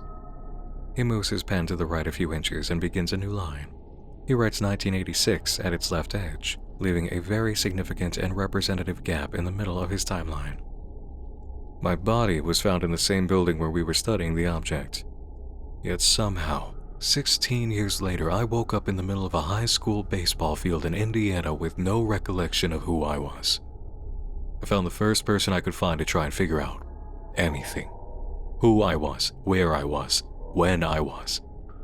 But no matter what anyone told me, sometimes you just know that you don't belong, Hallie asks. Reese nods, looking down at his notebook. He says that some things have come back to him over time, different things triggering memory, but it's been years. Hallie says she's sorry. Reese says there's more. The night they found him, they found someone else too. But before he can explain, Claude's audio sensors detect another presence in the facility. I hear it, Reese informs him. We need to leave. A Center for Decommissioning of Off-Earth Technology synthetic patroller issues a warning for trespassing on government property. Hallie asks what it is, and Reese says it's a wire walker. He tells Claude to find them a way out, and that he'll explain more to Hallie later. Claude locates an emergency exit at the end of the corridor that led them into the room. They sprint, just as the wire walker turns a corner behind them and issues a command to stop. The rain hasn't let up. Reese leads Hallie towards the woods ahead of them, and they hide as wire walkers issue a chorus of warnings around them. Reese and Claude take notice of the sound of a train belonging to the Cascade Railway Company coming through. Hallie pipes up. We need to get on that train and get the hell out of here. Reese is reluctant, but with no choice besides, he agrees. They make their way to the rails and begin timing the leap as the train meets their position. Hallie goes first, and Reese after, both succeeding. Claude orients us to his point of view. And then hours pass. Outside of the massive piece of metal hurtling down the railway, it's silent. The sun begins to rise to our left. I try to understand why we haven't yet discussed the music playing on an old space communications frequency, but it appears more pressing matters have arisen. We will get back to it eventually, I presume. Hallie picks up the conversation from Cape Elizabeth. So you're dead, yet you're sitting here in front of me. What are you then? A ghost? Ghost, Reese repeats. I don't believe in ghosts. I don't know what I am, just as much as you don't know what you are. But you died, Hallie insists. How does that make sense? I've been trying to figure that out, Hallie. And why me? Why have you been looking for me? I don't even belong here. I don't understand how I got here or how I fit into any of this. Reese stares out past the confines of the train. The sun rises further, gently illuminating the world around him in a faint yellow hue. I know. Listen. The night that I died, when they found me, they found someone with me. A girl. I've dug down into some deep, dark places over the last 10 years to figure out who she was. I found a name. He knows she knows, and all he can do is nod along as she pieces this impossible scenario together in her head. Her name was Hallie, Reese confirms. So I'm like you then. Reese looks down at the ground passing below his feet, a mix of gravel and steel and wood. No, that's what I thought too. But no. His eyes lock to hers. You're different. And now, Chapter 4, Folder 3, Not in Kansas. 2 items come in the first bin, frozen radium eggs and Elastic Horizon. The first is a cool surprise, a sci-fi novel about the events in the Red Desert of Wyoming. Background tells us, notes in the margins of the book uncover the discrepancies between local space-time and redacted discovered by the civilian who located the book. It, like Arthur Reese's book, comes from Peaks Island Public Library. The notes mentioned by the civilian who discovered this are evident and actually kind of amusing from our perspective. They really went a little mad trying to figure out who the author was. One page even has a sketch related to locations and a note. It all starts and ends here. This is the kind of mock-up work that shows the creators would be capable of making their own book-based experience too. The second item is a Kavaska suitcase which belonged to Randy Ward, retrieved from a 1977 Dodge Tradesman found in Ovando. There's that element coming back. Contents of the suitcase are repetitive. Lots of sketches of a circle with a smaller one inside and a line through both. There's a cassette tape player, headphones, what looks like a portable light, a shirt, a matchbook for the Mudflap Diner, film canisters, a field journal, and some kind of document talking about something to do with a disappearance. The odd word audiodrome is also visible. Employee log 13 picks up with Ash's direct reply to the question of keeping a secret by T, confirming she can. T writes, "You know how you got a job here on a whim? Just random chance? It wasn't like that for me. Something brought me here. Think about the people out there who have found one of these transient objects. And before you say it, I know. For most of them, it's nothing. It's inconsequential. It has no value and no meaning. They pick it up and throw it away or even ignore it. But what if it's not?" 2 more items follow. The boldly named Spacefaring Tiger Prince is the Princeton Summer Research Project about humanity on Mars from 1972, to which Dr. Alan Trenchard was invited to attend. The other item, codenamed Cosmic Hostility, is the tape from Randy Ward's suitcase, labeled with the same symbol drawn on scraps of paper inside. Background reads, when located, the tape had no discernible audio. However, based on contents found on Ward's computer, it is highly probable that it once did hold audio. It is widely believed that magnetic fields from Redacted remove the audio from the tape. Furthermore, after sitting in the Field Studies Institute's Archives Division for several months, further inspection of the tape revealed transient media interference, which can be heard in this file.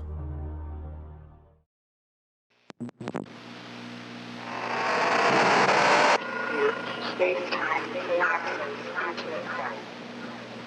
Every galaxy, star, planet, moon, piece of stardust gets collide into a impossibly small thing. I open my eyes.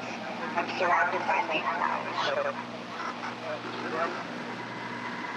I'm in space.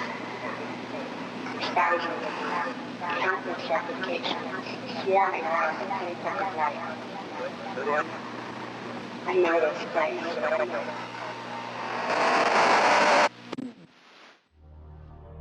Employee log 14 comes next. Ash tells T that this is what field recovery techs are for, to keep civilians away from interactions with deviations.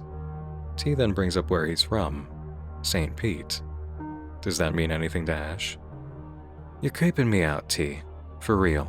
Just tell me what you want to tell me. Listen, I'm not trying to be rude. Just say it or be done with it.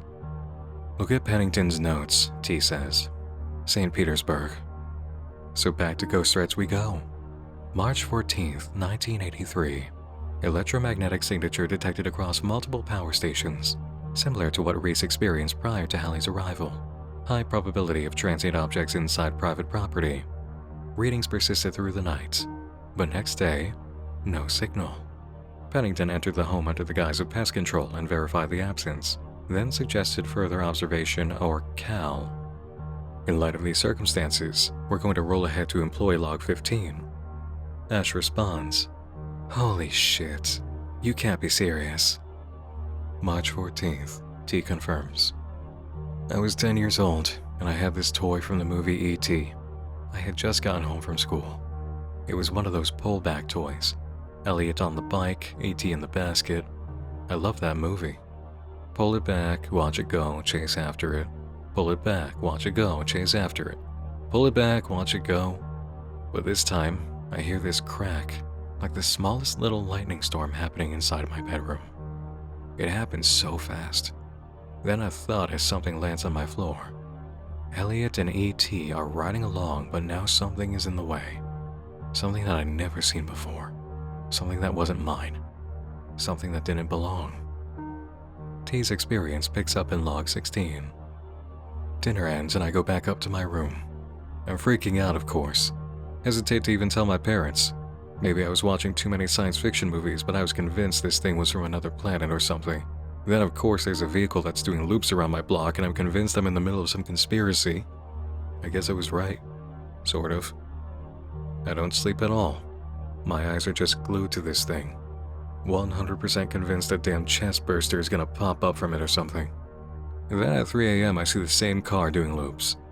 It disappears for a minute and then this guy, who I now know is Pennington, walks into my yard. He's peeking up at all the windows, peering through the ones on the ground floor. The next day I tell my mom I'm doing homework at a friend's house. He's on the other side of town. I bring it with me and the two of us just stare out the window for hours to see if someone shows up looking. But nothing. About a week or so later, Pennington showed up, dressed like a Terminix employee. While his parents let Pennington in, T jumped from his bedroom into a bush, then over to the car. He put his arm through the window, unlocked the door, opened the glove box and checked his badge. The very same we've seen. T heard a yell. Pennington spotted him. T ran, wasn't caught, and ended the message saying, "You think he got terminated for bad handwriting? No. It's because some kid figured out who he was." Ash was empathetic and sorry it all happened to him, but did have a question. "What was it that you found? And do you still have it?" T replied, "What can you tell me about the garden?" 6 items from bins remain for us to observe, and another 2-part extraction.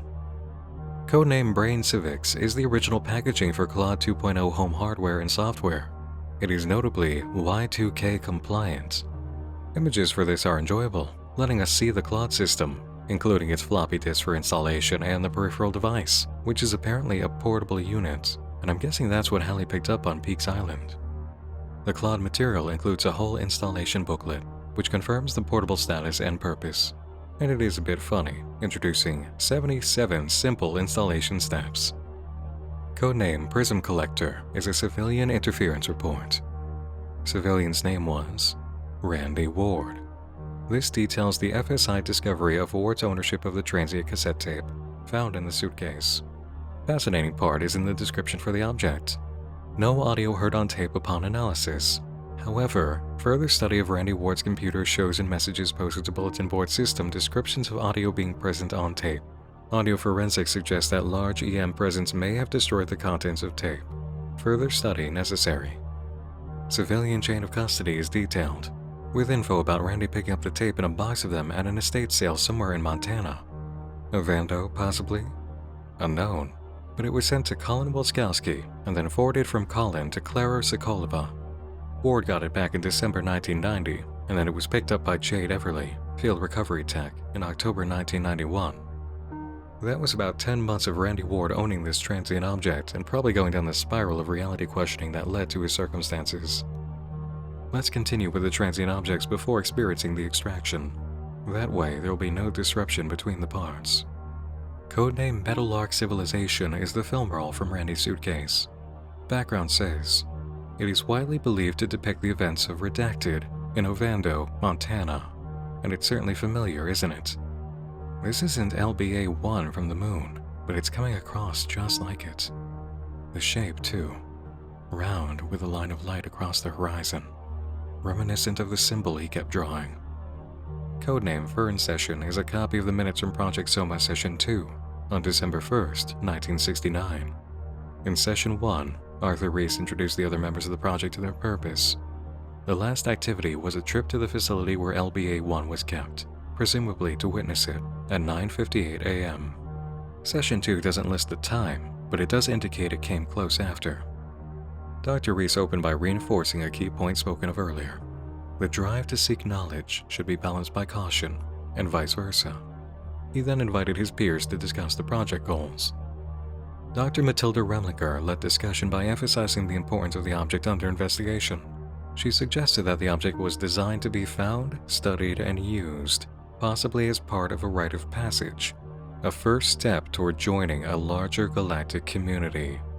Doctors Ross, Trenchard, and Tilzer agreed. Dr. Carlos Scharf argued that finding an object likely created by advanced extraterrestrial life might not be a positive sign. His point: if life in the universe is common enough to find such an object on the moon, where is everyone? This technology, or others human beings were developing or had developed, could potentially lead to the downfall of civilization. A portion of the minutes is redacted immediately after. Doctors Fiorella and Haydock proposed that it was a matter of non-interference policy, and the object may have been for observation purposes without direct involvement. The next portion is redacted. The idea was presented that the object was left on purpose or when spaceflight was achieved for the species. The important takeaway in terms of answers here for us is that LBA-1 is not just some artifact. It's technology, alien and advanced. Codename Atmospheric Window is just a party flyer for the Project Soma New Year's Eve party. It's explicitly stated no alcohol will be included, as it is a government function. Hovering Eucalyptus is a copy of the Global World Post from the Deviation timeline, with a matchbook from a convenience store chain attached by chewing gum. DNA testing on the gum reveals it came from a specific known individual, name redacted. Man enters supersonic territory and finds alien settlement, the post reads. There's also mention of a President Pelham endorsed by the aliens for a third term. The upper story claims an all-star pitcher, Spencer Bowers, has a cybernetic arm. The two parts of Extraction 4 occur over 2 different days, November 11th and November 12th, 1999. We're now in Pennsylvania, still Claude's perspective. Elevator doors open. Claude notes that his companions are probably aching, tired, in need of sleep. He needs an interface he can offload extraneous bits to, which is necessary every 36 to 48 hours. 13 hours have passed since Cape Elizabeth. The train has taken them quite far, and now they're stopping. Hallie speaks up, noting the change, and Claude confirms, informing them they're in Delaware Water Gap, the Pocono Mountains. Reese, who has been drifting in and out of sleep, wakes up again. He urges caution, minding the train engineers, who may spot them, but Hallie jumps off mid-warning. Reese follows her and they discuss the obvious. They need to eat. Reese tells Hallie she also needs new clothes. She looks like she's from a different time. Oh, right, Hallie says. Guess I'm not in Kansas anymore. Reese stops suddenly in his tracks. Claude knows why. Reese is reminded of something Claude said a long time ago, from a deep, dark place within him. Reese steps inches away from Hallie's face, peering into her eyes. What did you just say? I'm not in Kansas anymore. It's a saying, isn't it? Reese nods. Do you know where it's from? Hallie searches deep with her mind to remember, but it's clear the source is buried somewhere. Before she can try speaking to it, fireworks are heard. Fireworks? In November? Is that normal here, Claude?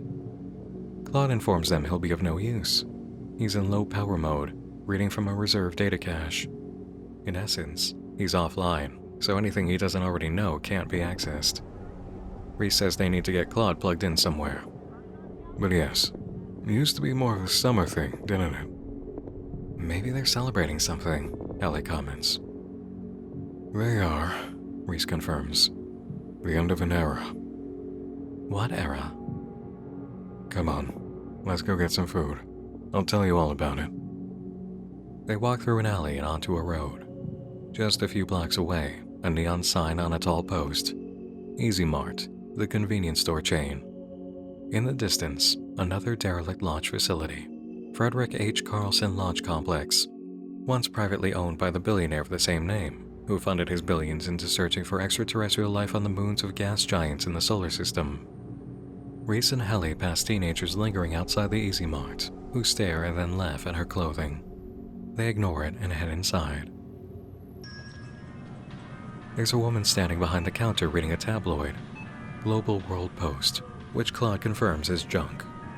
When she eyes Hallie, she asks where she's coming from and if she can help with anything. Kansas, actually, Hallie responds after a moment.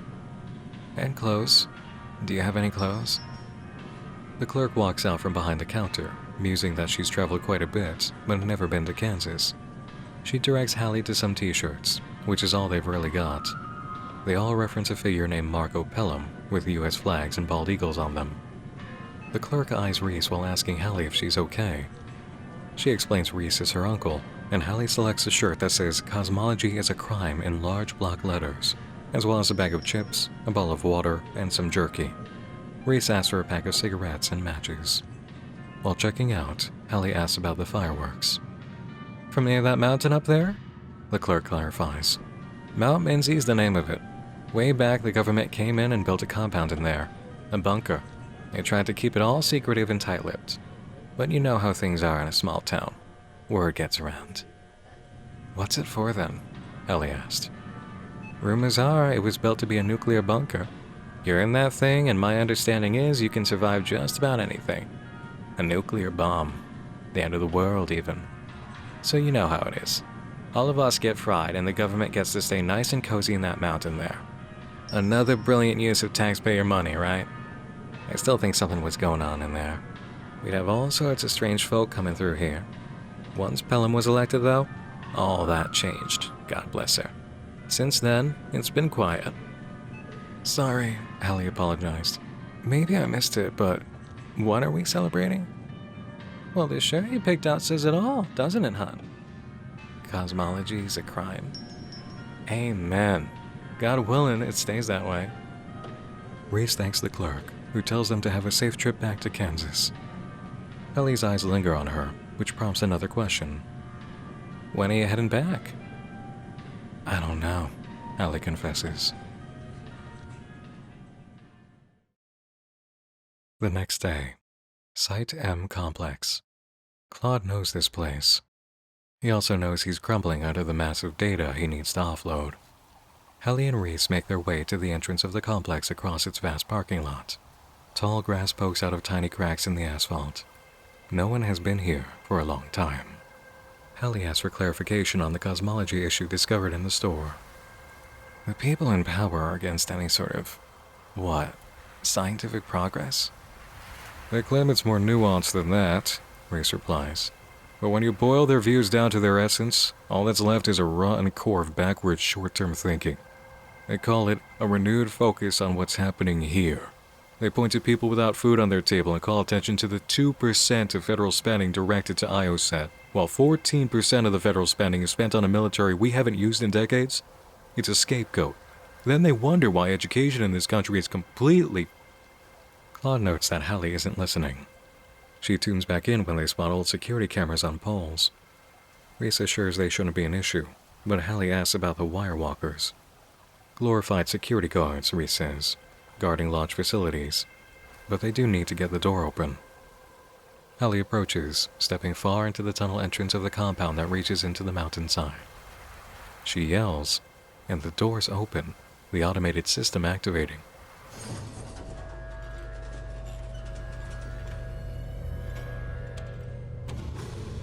Reese surmises they forgot to lock the door on the way out. They travel down the length of the tunnel, passing others branching off to different areas of the facility, until they end up in a large circular room with a domed roof. Banks of computers and devices surround the center. Opposite the entrance is an elevator, with just one lone, unmarked button. Ellie comments that it must go way down, and Reese cautions not to touch anything. They can't draw any attention this time. He finds the power, flips it on. Only the hard drives in the computers come alive, along with their fans. Please connect your Claude unit to begin extraction, Reese reads. Look, it works. And it seems to know you, Claude. Reese connects Claude to the system, and he feels the data flow, ones and zeros pouring out of him, but others streaming in. It's as if information that had long been buried deep under countless layers of dust and dirt and debris was finally free. So many things made sense, overwhelming in the most delightful way. Claude was made to be here, adding, "There's no place like home." Allie asks what this place is about, and Claude speaks up, saying he's analyzing. A little snarky exchange about Claude staying quiet a little longer ensues, and Reese brings the question back around. Claude answers, "This mountain complex was known as Site M. As described by the individual at the convenience store, construction of this bunker was completed in 1973 and was built as part of the network of continuity of operations, aka COOP sites, which were located throughout the United States to provide protected locations for top government officials in the case of a nuclear attack." Reese follows up by saying peace was brokered before anyone moved in, and Claude adds on that it occurred in 1974, creating a future of collaboration between the US and the Soviets. Ellie brings up that it made this place useless, so who moved in after? "My creators," Claude answers, "Trenchard Ross Computer Systems." Hallie remembers those names from the Space Center, the Mars mission in which Trenchard, Ross, and 730 others perished. "They created you?" Hallie asked. Claude runs through several simulations to derive an answer to her question. And now, after being in this mountain, he knows so much more. The loop closes. The loop opens. Claude arrives in an archaic place. It's too much for Hallie to comprehend. "More or less," he answers. Then, "Oh, how curious. This mountain holds many secrets, Hallie. I am just one of many like me. Many years ago, Alan Trenchard and Dorothy Ross utilized Claude on these servers to study the properties of a place. They called it the Garden. The Garden can be seen at various points in our world. One, now a popular tourist destination that you may have heard of, is deep within the supersonic territory.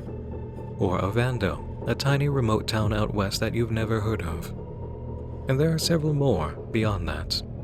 Some are natural phenomena, while others were created artificially.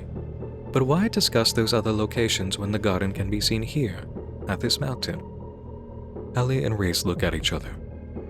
"I can show you, if you'd like," Claude offers. Reese nods. Hallie looks at Reese again. Claude activates the elevator. A small light above it signifies its direction. Up. "Where are we going, Claude?" "To the top, of course. In the Garden, this room, this complex, doesn't exist. You don't want to be stuck inside the mountain, Reese, do you?" A sudden ring as the elevator arrives on the far side of the room. The doors open slowly, silently. Reese moves towards it with haste, while Hallie is reluctant. Yet she still boards the lift, her mind infinitely curious. "Before we leave, Hallie, there's one more thing that I've learned here. I believe you should know." She whispers back to Claude under her breath. "What is it? Tell me." "How curious it is, Hallie, that I was created by Alan Trenchard and Dorothy Ross. And so were you." The elevator doors open. Claude knows this place. And we know it too.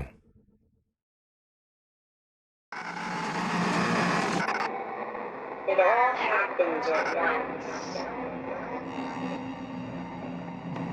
The body becomes a collection of molecules. I wasn't in my head. Blood, bone, flesh, soul. Stretched out like silly putty, and my feet are a million miles away.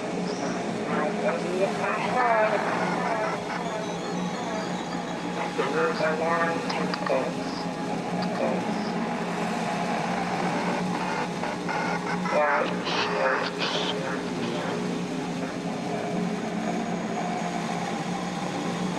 And the family over. It all happened at once. Like every the elevator doors open. I know this place. The garden. All these space-time deviations we've heard, they come from someone entering the garden, don't they? Or through it. Maybe this isn't Dorothy Ross at all. Maybe it's Hallie. We've got pieces that are certainly coming together in the wake of this last folder, but our search can't be over. Do you remember earlier when we came across the word star in a redacted segment of an item file? Going through all the bin items again and attempting to find new words, results came, all within the same folder, Facility Ambience. Now, Facility Ambience as a codename doesn't work for searching the databank. It's pretty clear we've got to use the items that did light up for scanning, and it's a word jumble I'm very sure composes at least one item codename. The problem is in finding the pattern. Is it 2 items? Is it all one title? After some trial and error attempting to find order patterns in the data, the result comes through. Star of Judgment of the Fate of the Dead. That's quite a mouthful, huh? It's another Print Blaster 2000 wizard with a file for us. Top left corner, Arden, the garden. There's a diagram on this page of... Oh, that looks just like Randy Ward's symbol, doesn't it? And the light anomaly in the picture he'd taken. Text on the page says, "The longest journey we've ever taken, from green to blue to black to red. Perfection awaited us there. No more swamp or dilapidation. The home of such a bright future for the two of us. Remember when everything felt so new, so exciting? We accounted for every move, every word, every thought. Eventually it all piles up so high, piles up so high, so high, so high." This one is clear. It's either Alan Trenchard or Dorothy Ross, reminiscing on their journey, from Earth to sky to space to Mars. It was exciting, but in the end, everything that went into it really stacked up to such a height. And here, it falls into a pile. The repetitions throughout the experience have brought us results so far in exploring the databank. They're important. What if we try some of the odd opening segments from extractions that Claude speaks to? How about the loop?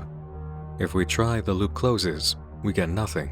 If we try the loop opens, a hit. No catalog items at all, but an internal document from Trenchard Ross Computer Systems, based in Merritt Island, Florida. Trenchard Ross set up shop in exactly the same location as Field Studies Institute in the deviation timeline. That gives a touch of goosebumps. There's no way it's the same building, right? Literally on top of its counterpart, causing all the space-time deviations and the everlasting time dilation issue in the Arthur Rees building? That's probably the case, isn't it? And here, look. The 1972 question from the company website search bar answered. This message is from August 11th, 1972. Harold Greenshaw, Director of Technology, informs Mr. Trenchard and Miss Ross that at 7:52 p.m. local time on August 10th, an anomaly was detected on the mainframe. A significant memory overflow, disrupting normal operations. The root cause was the introduction of a foreign entity. Investigation revealed semblance of intelligent sentient behavior, origin unknown. Memory and storage modules were damaged by the incident, and the team is attempting to resolve the matter and restore normalcy with all available resources. Efforts to communicate with the entity have proven fruitful, and Harold's office is open for immediate communication and updates. This is fascinating. An entity, but they couldn't identify it as Claude. Or maybe it is Claude, but upgraded somehow in his experience through the garden. But... alright, hold on.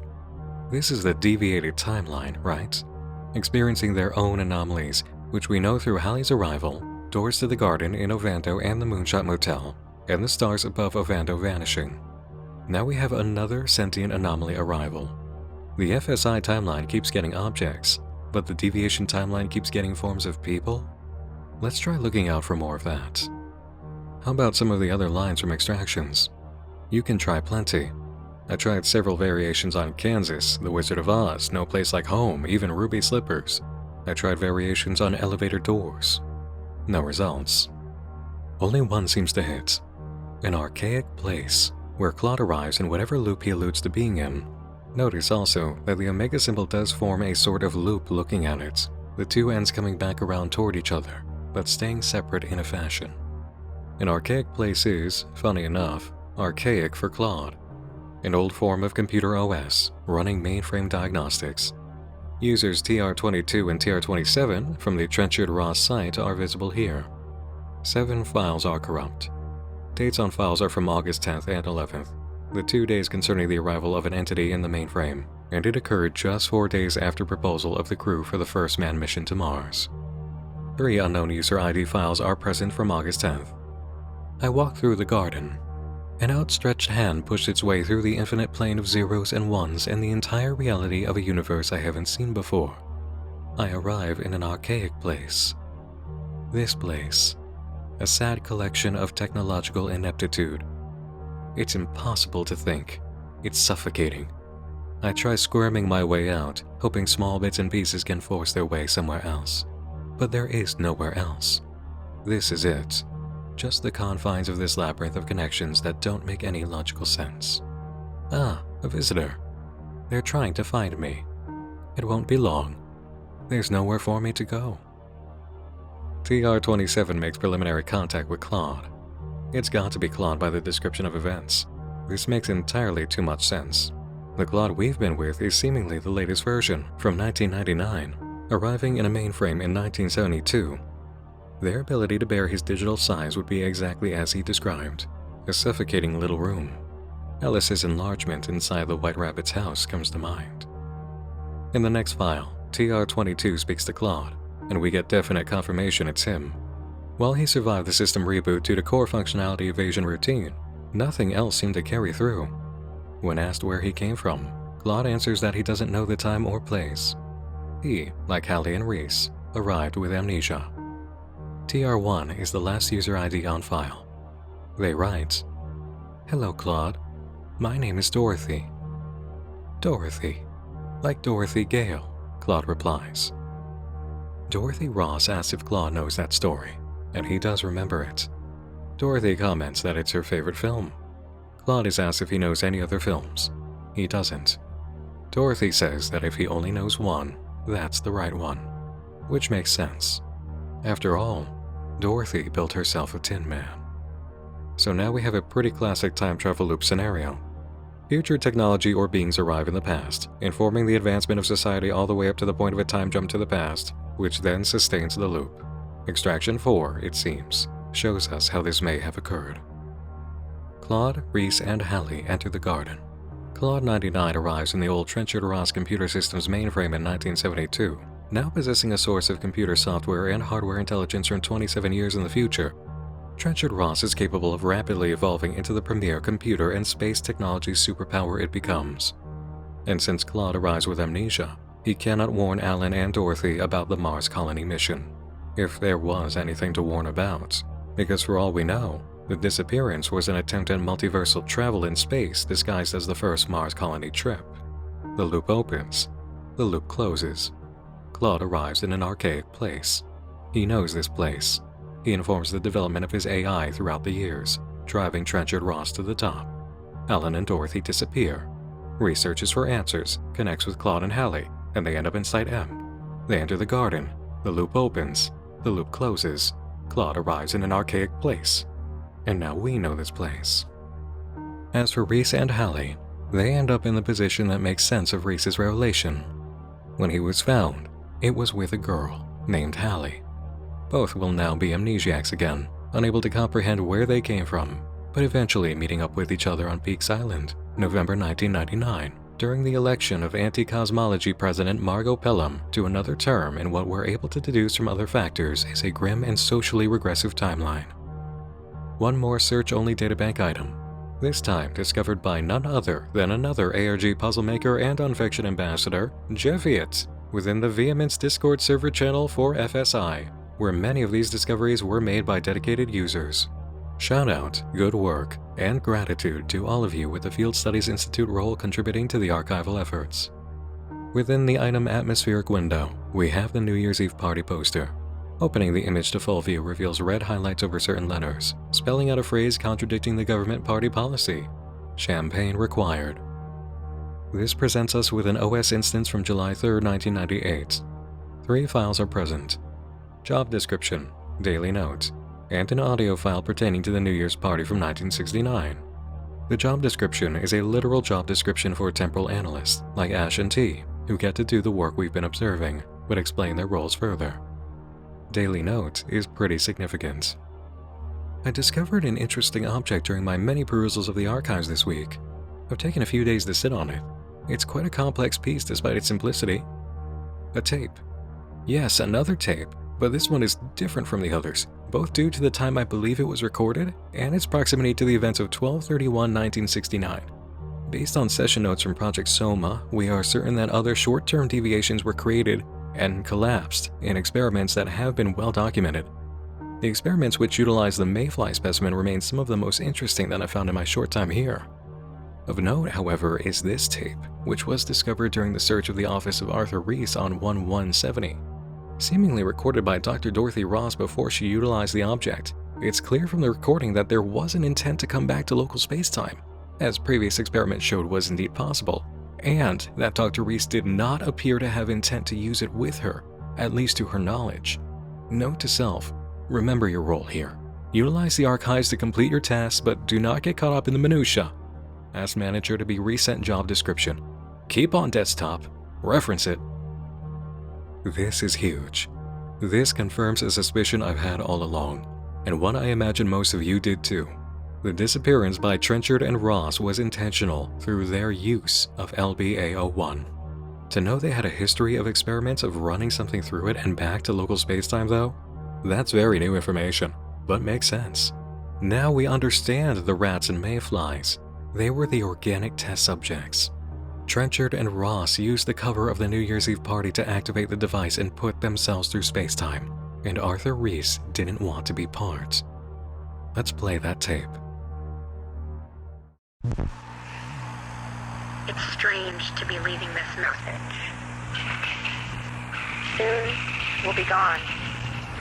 Your mentorship has been profoundly impactful on my life. I hope that you know, even though you're gone, I'll still feel you, wherever you are. In the garden, perhaps? Listen, Arthur. You gave us a chance to do something profound with our lives. Something incredible. You believed in us, and none of this would have been possible without you. You were my biggest supporter, always giving me a voice, even when it was hard for me to use it. I know there's so much left to discover within this program. Who left it for us, and why? Those are big, important questions, and trust me, I want to know the answers too. But this object, this anomaly, it will allow us to do incredible things. Deep down, I hope you understand that we had to seize this opportunity for the betterment of humanity. If all goes as planned, we'll be gone, yes, but to you, it will be for just a fleeting moment, and when we return, the world will be better for it. I also know that deep down, you'll be disappointed.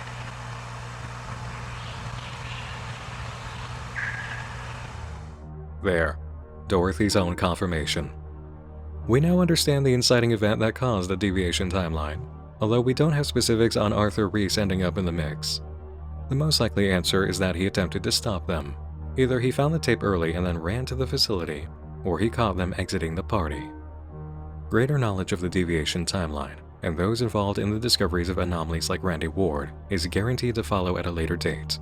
We've yet to find out what Division X is truly doing, what T. Novak found from the deviation, what actually occurred on the Mars colonizing mission that made the entire crew disappear, how Hallie ended up in all this in the first place, how the stars die.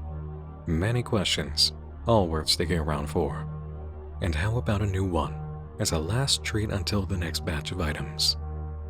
FSI has a YouTube presence, rolling out shorts of items and even the extractions. Those extractions inform us they're coming from a MacLeod device, and the shorts have descriptions. In order, they read. It's a very interesting discovery indeed. Yet, as you know, we will continue to follow the mandate set by the ones who came before us. Please add the discovery to the archive and renew your efforts. Even from here, I can sense your disappointment.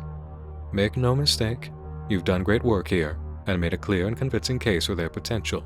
But our way forward is clear, direct, and will not waver. We will observe. We will not initiate contact. I understand the consequences of that decision. Nature will filter out those who do not belong among the stars. Do they not deserve a chance to proceed beyond it? Why we hesitate to share our gift with the others is something I am not sure I will ever truly understand.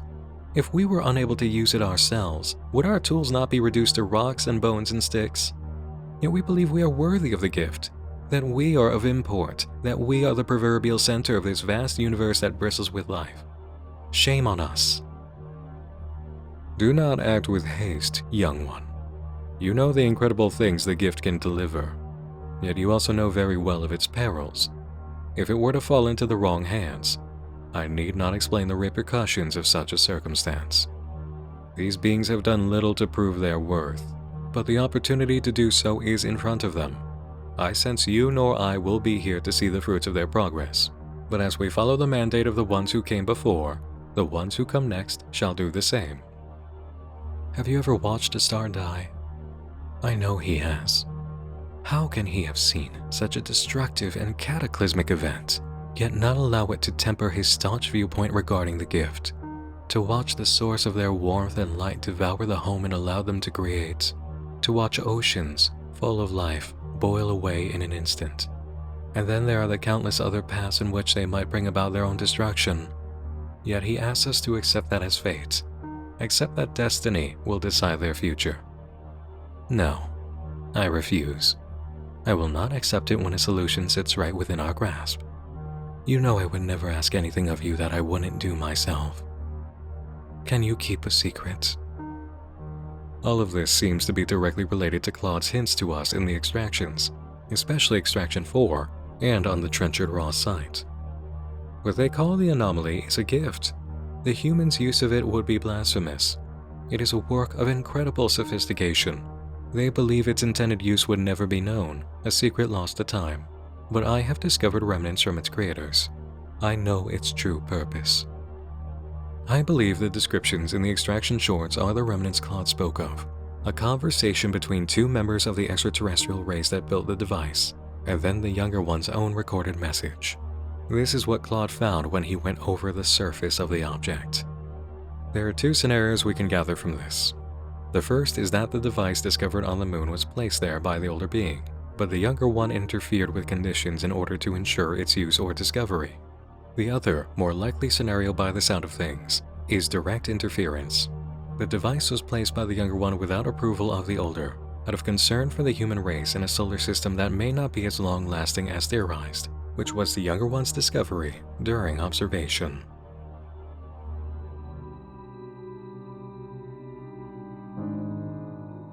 Where do we even begin to talk about the triumphs of a project like Field Studies Institute? The intelligence and beauty of design work, from platform to assets, the curiosity-compelling writing, the user experience as an ARG story puzzle, the implementation of browser capability and sound, the incorporation of the address bar as part of the UI. Incredible world-building and subtle connecting opportunities are provided before necessity of direct exposition. Hands-on exploration is given as much directability as possible, including packages sent to players. And again, the loving, believable crafting in all these deviation items. What incredible dedication and level of quality. The only comparable project ever covered in my history of explorations is Welcome Home, with recognition for the fuller expanse of how-to video results, which I've only been able to introduce in streaming capacity. Field Studies Institute is entirely plug-and-play, freely open to anyone. A person can sit down, take a look, become interested, and then just go through it for hours as their very first ARG experience. And what an experience it is! I picked up echoes of the Cloverfield game in this project. I picked up touches of House of Leaves and S by J.J. Abrams and Doug Dorst. This is a golden project. I have no notes. The highest praise I can give is that I was compelled to go this far, this long, into making this video for Field Studies Institute, and it drove me to raise the bar in my own presentation in line with the project and showcase the depth and breadth of the artistry from visuals to music and sound. I had to do it. They brought their best, and I had to bring mine. It is a rare and beautiful day when creators make work like this. And if you've gone through this entire experience with me, you can rest assured it's far from over. The landing page has changed since I began scripting. There is now a menu for 3 components, of which we've only gone through the first, and you know how much story must be left to tell already. As far as we've gone, you can still get on board for new chapters of Field Studies Institute and enjoy them fresh as they arrive. This is the kind of ARG work that inspires other creator hopefuls into action to produce their own experiences. In your efforts, you have already generated a multiversal garden. I know it in my heart, and I'm deeply excited to see the results in the years to come. What an outstanding achievement. Let the comments section stand as testament to the power of this work. Please, inform the creators how much you've enjoyed this experience, be it as first-hand players or viewers of this video. Projects of this nature do not come with opportunity for direct feedback under videos all the time, or an abundance of social media replies. If this space can provide the opportunity for them to know the power of what they've made, let it be so. It's taken me well over a month to complete this video, and throughout, I kept seeing the reasons it was exactly the kind of project to dedicate the time to, over and over. My excitement, indulgence in quality creation, and the feeling that this is one of the best things that I have been able to dedicate myself to this year has kept me going throughout the duration of the workflow. That was a lot of time doing this.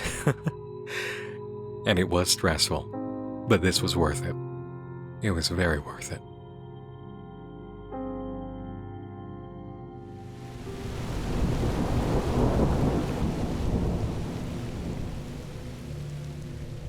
And here we go, back again, in a more familiar office, but with plenty more adventures to experience.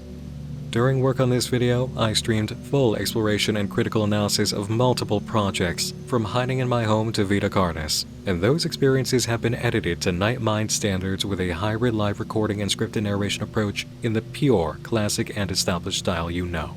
All available to view right now on Nightmind Live, my second channel. It's more Nightmind, more often, just in a different format and a little more open flavor. The link is in the description and the pinned comment, and you can subscribe to receive new videos from Nightmind Live all the time. As for keeping up with FSI, I believe submitting your email will give you an automatic message whenever there is a new batch file to explore. That way, you do have a notification system. So, if you want to keep up, be sure to do that. That's all for tonight, everyone. Thanks to the creators of Field Studies Institute for making Field Studies Institute. Thanks to everyone who's given it love and coverage. Thanks to the members of Vehemence for their exploration efforts. Thanks to all of you for watching. And thanks to my supporters on Patreon, who empower my own field studies for deviations in reality. You can support the mission of Nightmind for as little as $2 a month over there, which supports what I do in the Nightmind Index for new and undiscovered nonfiction projects, where Field Studies Institute was first brought to my attention as an entry. It's very helpful, I'm very grateful, and you can see the names of all these supporters at the end of this video and join them. It's something I do with all my main uploads. Now, that's 2 massive videos of long dedicated efforts over more than a month of working this year. This was a 40-page script. If you don't mind, I think I'm going to enjoy a few more usual explorations for a bit that really don't take me longer than 5 days or so, and invite you to nights in the office more often this autumn. And I'll start doing that as immediately as possible, honestly, because I've got an amazing return to tell you guys about as soon as I take a day or two for rest. Just a day or two. Thanks for joining me in the dark again this evening. Once more, I'm Nick Nocturne. And as the loop closes and opens, You'll be seeing me again real soon. Until next time, try not to talk to the distorted voices calling during work hours, and sleep tight.